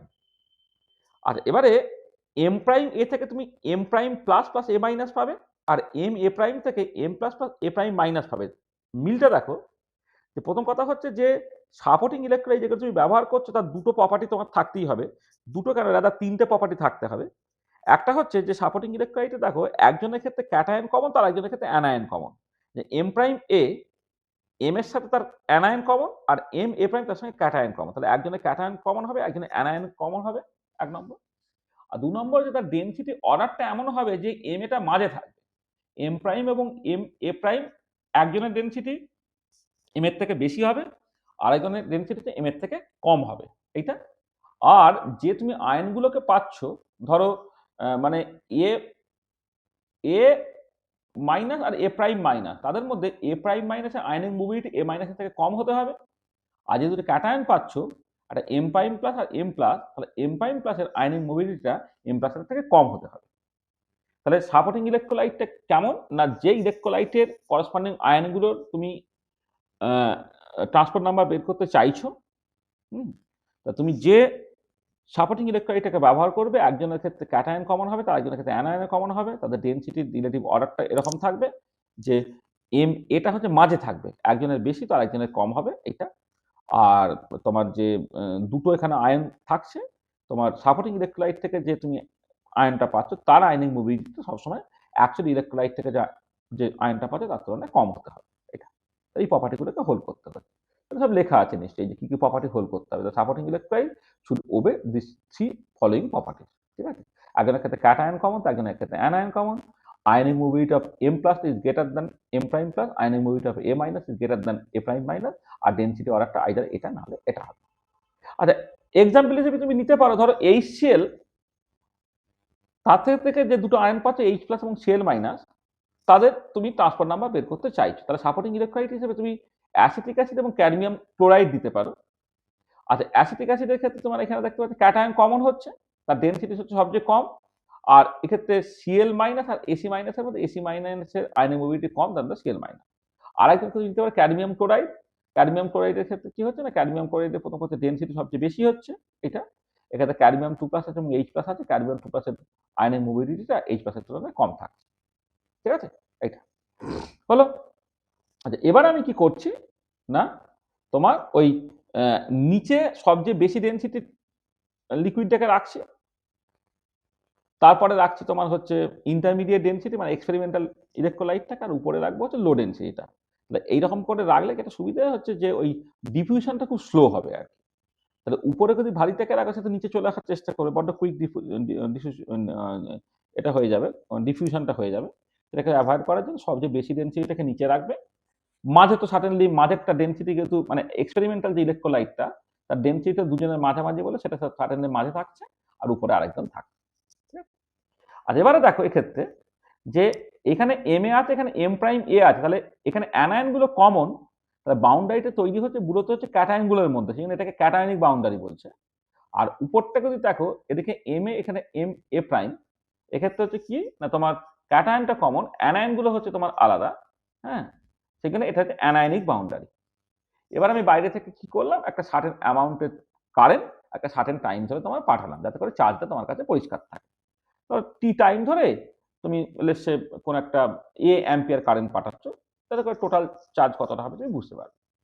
আর এটা করার জন্য যেটা হলো যে ক্যাটায়নিক বাউন্ডারি এবং অ্যানায়নিক বাউন্ডারি কিছুটা ডিসপ্লেসড হচ্ছে। তার cationic boundary D plus displaced হয়েছে, অ্যানায়নিক বাউন্ডারি হচ্ছে ডি মাইনাস ডিসপ্লেসড হয়েছে। আর এবার ক্যাটায়নিক বাউন্ডারি যে ডিসপ্লেস হচ্ছে কেন, দেখো যে ক্যাটায়নটা ক্যাথোডের দিকে যাওয়ার চেষ্টা করছে, উপরটা হচ্ছে ক্যাথোড, তাহলে এম প্লাসও ক্যাথোডের দিকে ছুটছে, এম প্রাইম মাইনাসও ক্যাথোডের দিকে ছুটছে, কিন্তু M prime minus M prime প্লাসটা এম প্লাসকে ওভারকাম করে যেতে পারছে না, মানে বিট করে যেতে পারছে না, কারণ এর আয়নিক মোবিলিটি কম। তার মানে এম প্লাসটা গেল, যে গ্যাপটা তৈরি হলো সেটা এম প্রাইম প্লাস যেটা সেই গ্যাপটাকে ভর্তি করলো। ঠিক আছে, তাহলে তাহলে যেটা ইম্পর্টেন্ট পয়েন্ট যে এই এমটা কতটা যাবে সেটা নির্ভর করবে তার আয়নিক মোবিলিটির উপরে। ঠিক একই রকম ভাবে অ্যানায়ন এ মাইনাস এবং এ প্রাইম মাইনাস, অ্যানায়ন সে অ্যানোডের দিকে আসবে, তো এ মাইনাস কিছুটা এগোলো, একটা গ্যাপ তৈরি হলো, সেখানে এ প্রাইম মাইনাস সেই জায়গাটাকে দখল করে নিল। তাহলে একটা হচ্ছে ক্যাটায়নিক বাউন্ডের একটা ডিসপ্লেসমেন্ট ঘটছে, একটা অ্যানায়নিক বাউন্ডের একটা ডিসপ্লেসমেন্ট ঘটছে আর কি। ঠিক আছে, তো ক্যাটায়নিক বাউন্ডারি কতটা ডিসপ্লেস হচ্ছে সেটা কিন্তু ডি প্লাস হয়, এটা আয়নিক মোবিলিটি অফ দ্য ক্যাটায়নের সঙ্গে প্রপোর্শনাল। অ্যানায়নিক বাউন্ডারি কতটা ডিসপ্লেস হচ্ছে সেটা অ্যানায়নের যে আয়নিক মোবিলিটি তার উপরে ডিপেন্ড করছে। তার মানে এটা দাঁড়াচ্ছে দেখো ডি প্লাসটা প্রপোর্শনাল টু ইউ আর ডি মাইনাসটা প্রপোর্শনাল টু ভি। তা যদি হয় তাহলে দেখো ট্রান্সপোর্ট নাম্বার তুমি বের করে ফেলতে পারছো যে L plus plus L plus plus L minus অর্থাৎ U by U plus V, সেটা হয়ে যাবে D plus by D plus plus D minus. আর ট্রান্সপোর্ট নাম্বার অফ অ্যানায়নটা হয়ে যাচ্ছে L minus by L plus plus L minus অর্থাৎ V by U plus V অর্থাৎ D minus by D plus plus D minus. তার মানে cation এবং anionic boundary কতটা ডিসপ্লেসড হয়েছে সেটা কিন্তু তুমি জানো, সেইখান থেকে কিন্তু তুমি ট্রান্সপোর্ট নাম্বার বের করে ফেলতে পারছো। তা 2 নম্বরের নিউমেরিক্যাল প্রবলেম যখন পড়বে তখন দেখবে এই জায়গা থেকে তোমার আসছে জিনিসটা।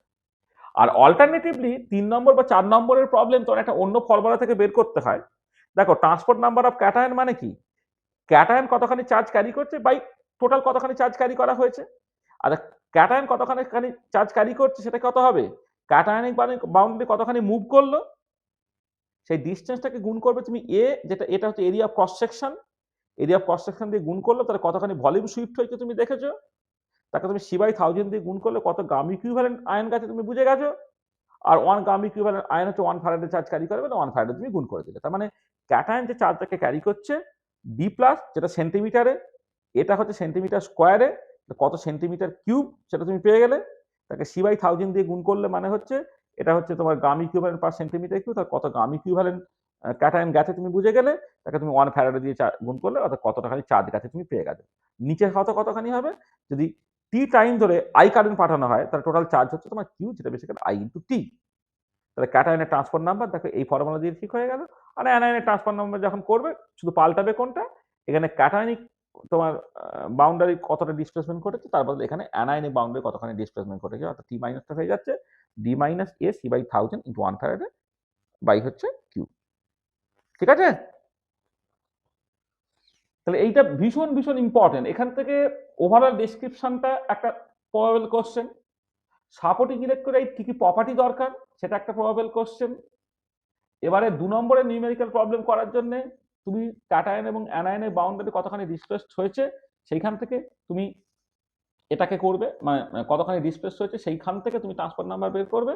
আর ফাইনালি বড় প্রবলেম হিসেবে যদি তুমি দেখো নিউমেরিক্যাল প্রবলেম হিসেবে যে এই ফর্মুলা থেকে 2 নম্বর যে ফর্মুলাটা ক্যাটায়ন বা অ্যানায়নের ট্রান্সফার নাম্বারটা বের করে ফেলতে পারছো। ঠিক আছে, বোঝা গেল? হ্যাঁ স্যার। আচ্ছা আচ্ছা, এর নিউমেরিক্যাল প্রবলেম আমাকে করতে হবে। আজকে সময় ইনভিজিলেশন আছে।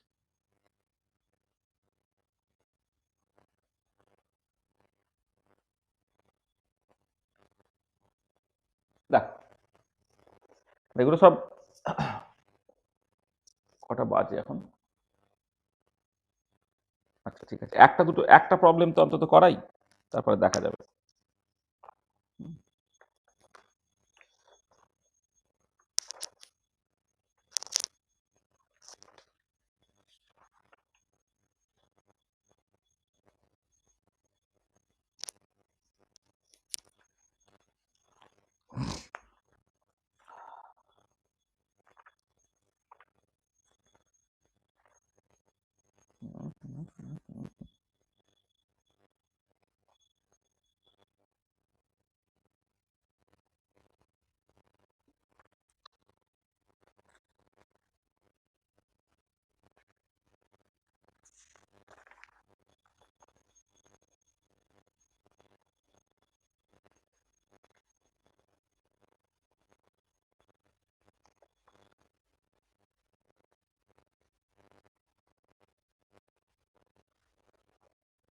তাহলে খুব সহজ একটা প্রবলেম বলছি, যে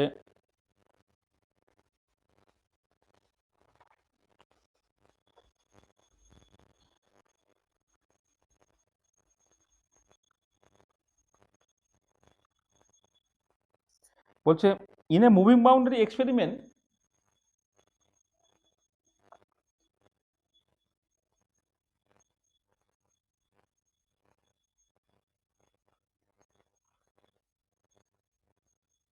in the moving boundary experiment to determine the transport number of Cl minus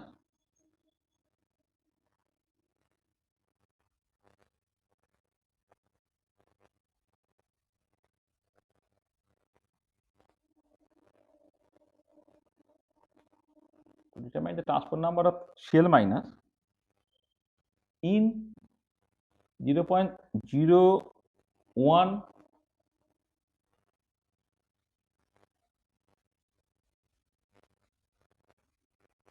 mole per liter initial solution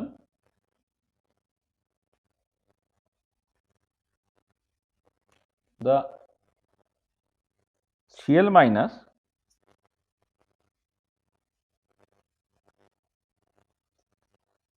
moved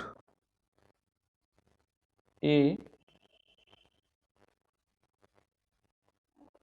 distance of 3 centimeter in 976 second. The cross section of the tube was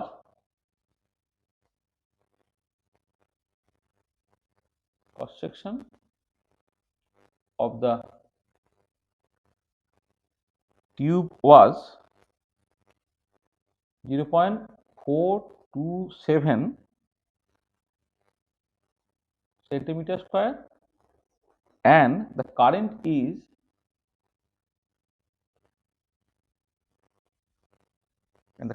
is 2.08 into 10 to the power minus 3 ampere. Calculate the transport number of Na plus. Calculate the transport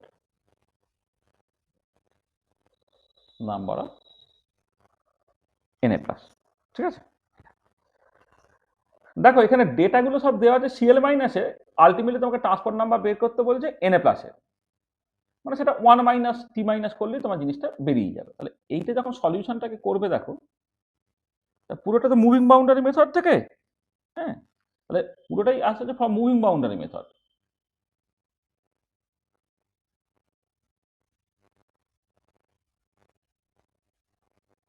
উইন্ডারি method transport number of অ্যানায়নটাকে প্রথমে দেখি,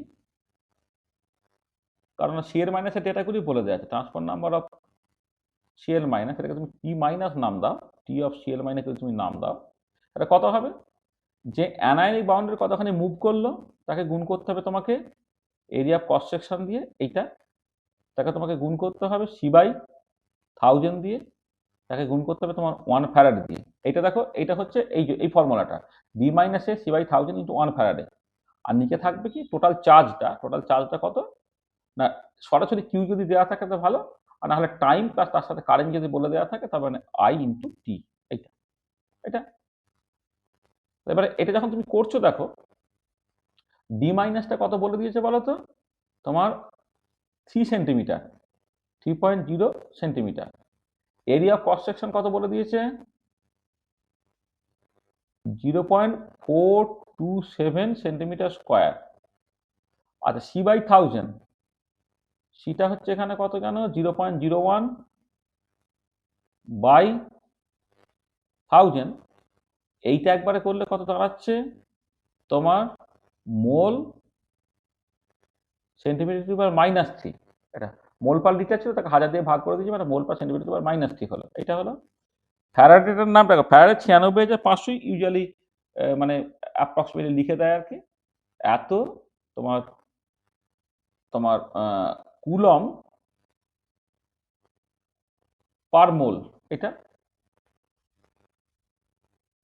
আর তোমার IT total charge যখন calculate করবে 900 কত second জানো? 976, তাই তো?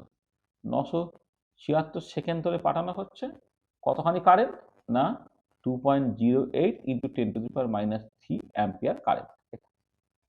তা দেখো এই যে সেকেন্ডের সঙ্গে অ্যাম্পিয়ার গুণ করলে কুলম হয়, কুলম কুলম কেটে যাবে, মোল মোল ইনভার্স কেটে যাবে, centimetre centimetre square metre centimetre cube centimetre -3 কেটে গেলে ইউনিটলেস নাম্বার হয়ে যাবে, এবং ইউনিটের নাম্বারটা করার পরে উত্তরটা বেরোবে 0.609, এরকম একটা তুমি অ্যান্সার বেরোবে।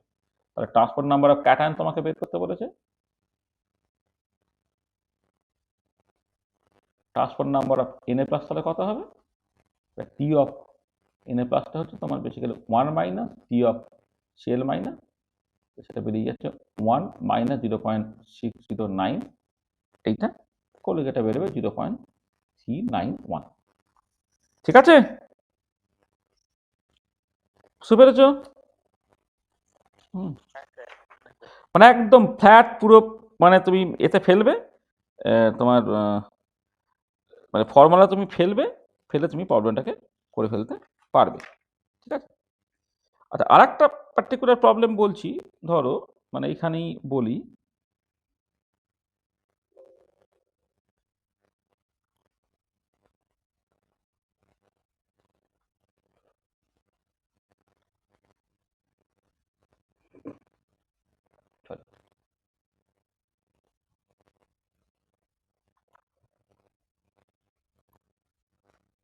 লেখো ধরো প্রবলেমটা আমি নিজের মতো করে ডিজাইন করে দিই।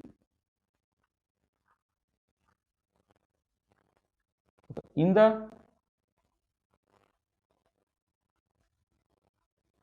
determination of transport number of H plus and Cl minus in the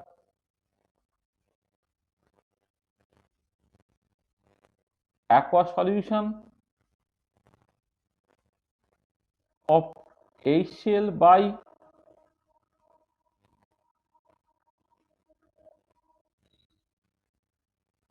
moving boundary method, the cationic and anionic boundary moved by a moved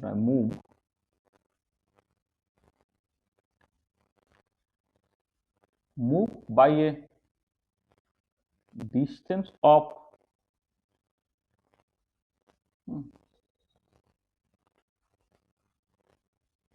distance of 8 centimeter and 2 centimeter, no sorry 6,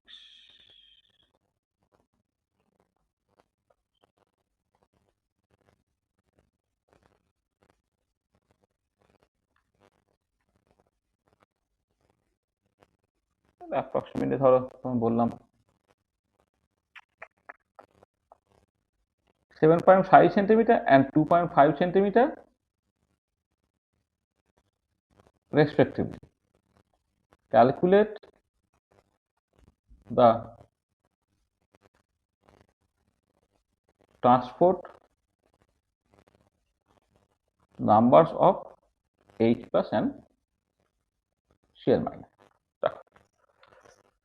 তাহলে এই যে প্রবলেমটা যখন তুমি করছো, এই প্রবলেমটাতে তুমি কি অ্যাকচুয়ালি ফর্মুলা ব্যবহার করবে না টি মানে ক্যাটায়নের যে ট্রান্সফার নাম্বার টি প্লাসটা সেটা কি লিখতে হবে?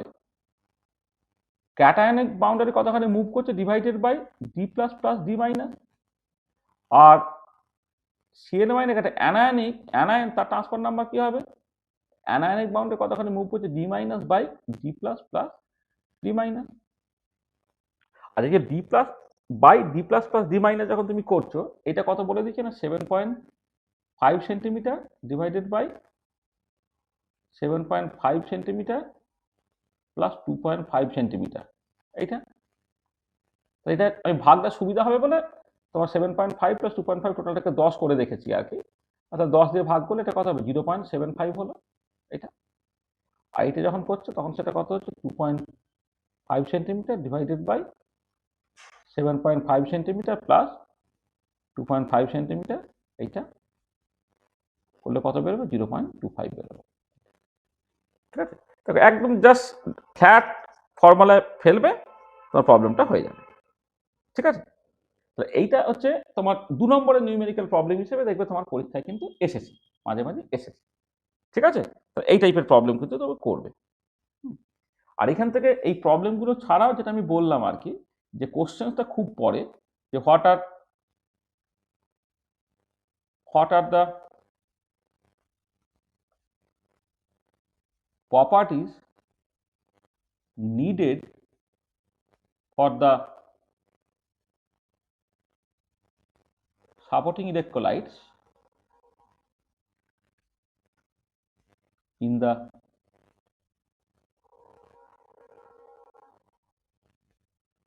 determination of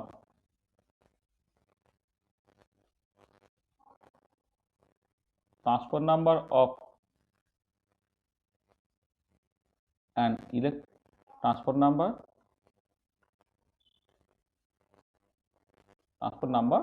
by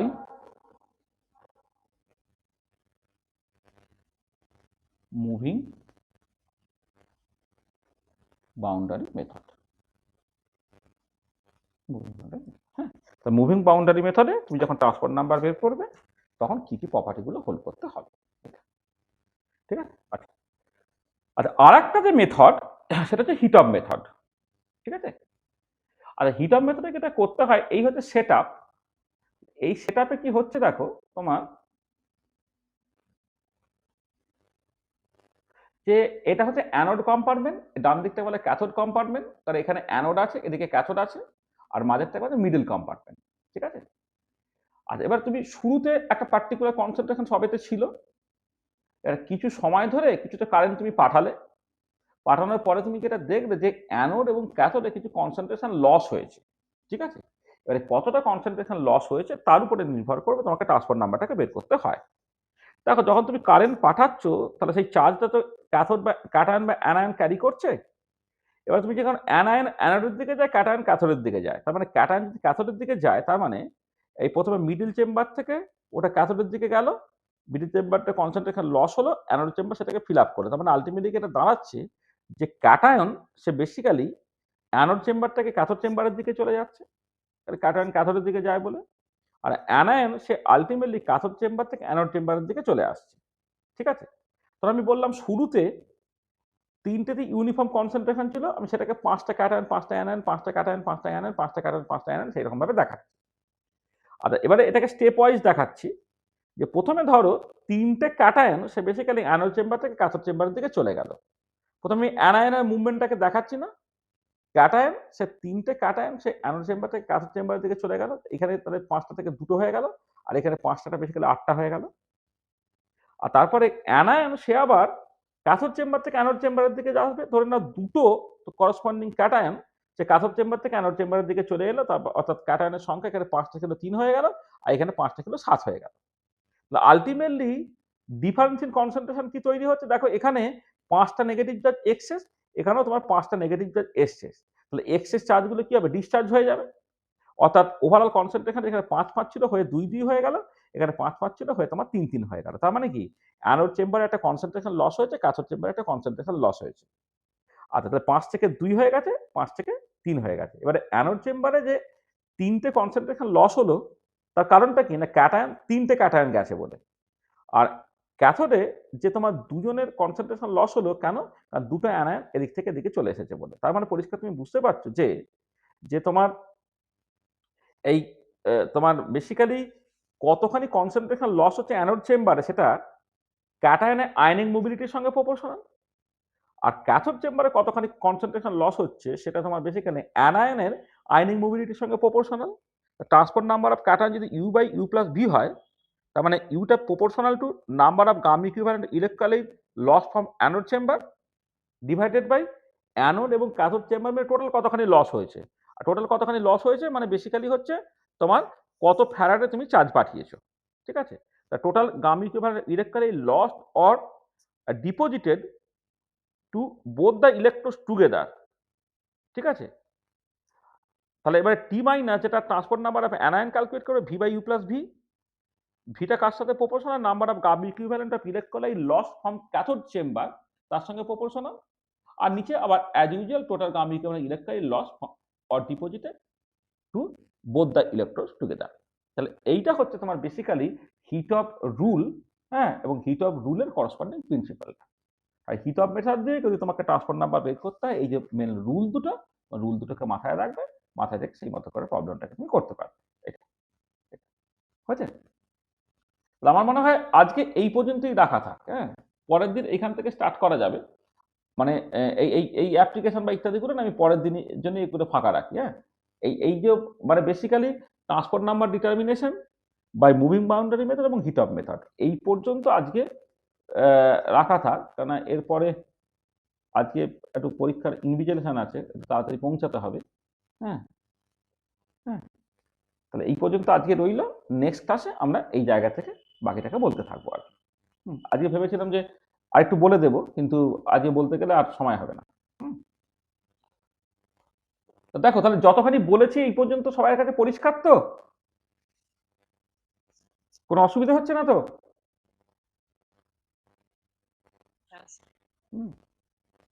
কনসেপ্ট গুলো হচ্ছে খুব সিম্পল কনসেপ্ট, মানে এক্ষেত্রে নিউমেরিক্যাল প্রবলেম গুলো বেশ ফ্ল্যাট নিউমেরিক্যাল প্রবলেম। হ্যাঁ, এগুলো এটা খুব ভালো করে করবে, এটা পরে পড়ানো হচ্ছে বলে এটাখানি ইগনোর করো না কিন্তু।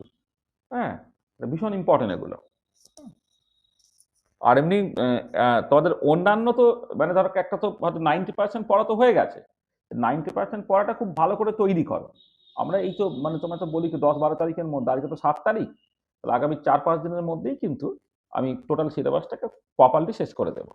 হ্যাঁ, কন্ডাক্টর তো আমরা তো মাঝপথের উপরে আছি ধরো। হ্যাঁ, যদি আর একটা ক্লাসে নাও হয় আর মধ্যে 2টো ক্লাস লাগবে, কিন্তু আমি কুইকলি 2-3টে ক্লাস তোমাদের দিয়ে দেবো। আর ইলেকট্রোকেমিক্যাল সেলেও আবার 2 থেকে 3টে ক্লাস আর কি, মানে রোজ একটু করে ক্লাস করে নিও, ক্লাস করে নিয়ে জিনিসটা তোমার কাছে হয়ে যাবে আর কি। বলো, কারো যদি কিছু অসুবিধা থাকে বলো।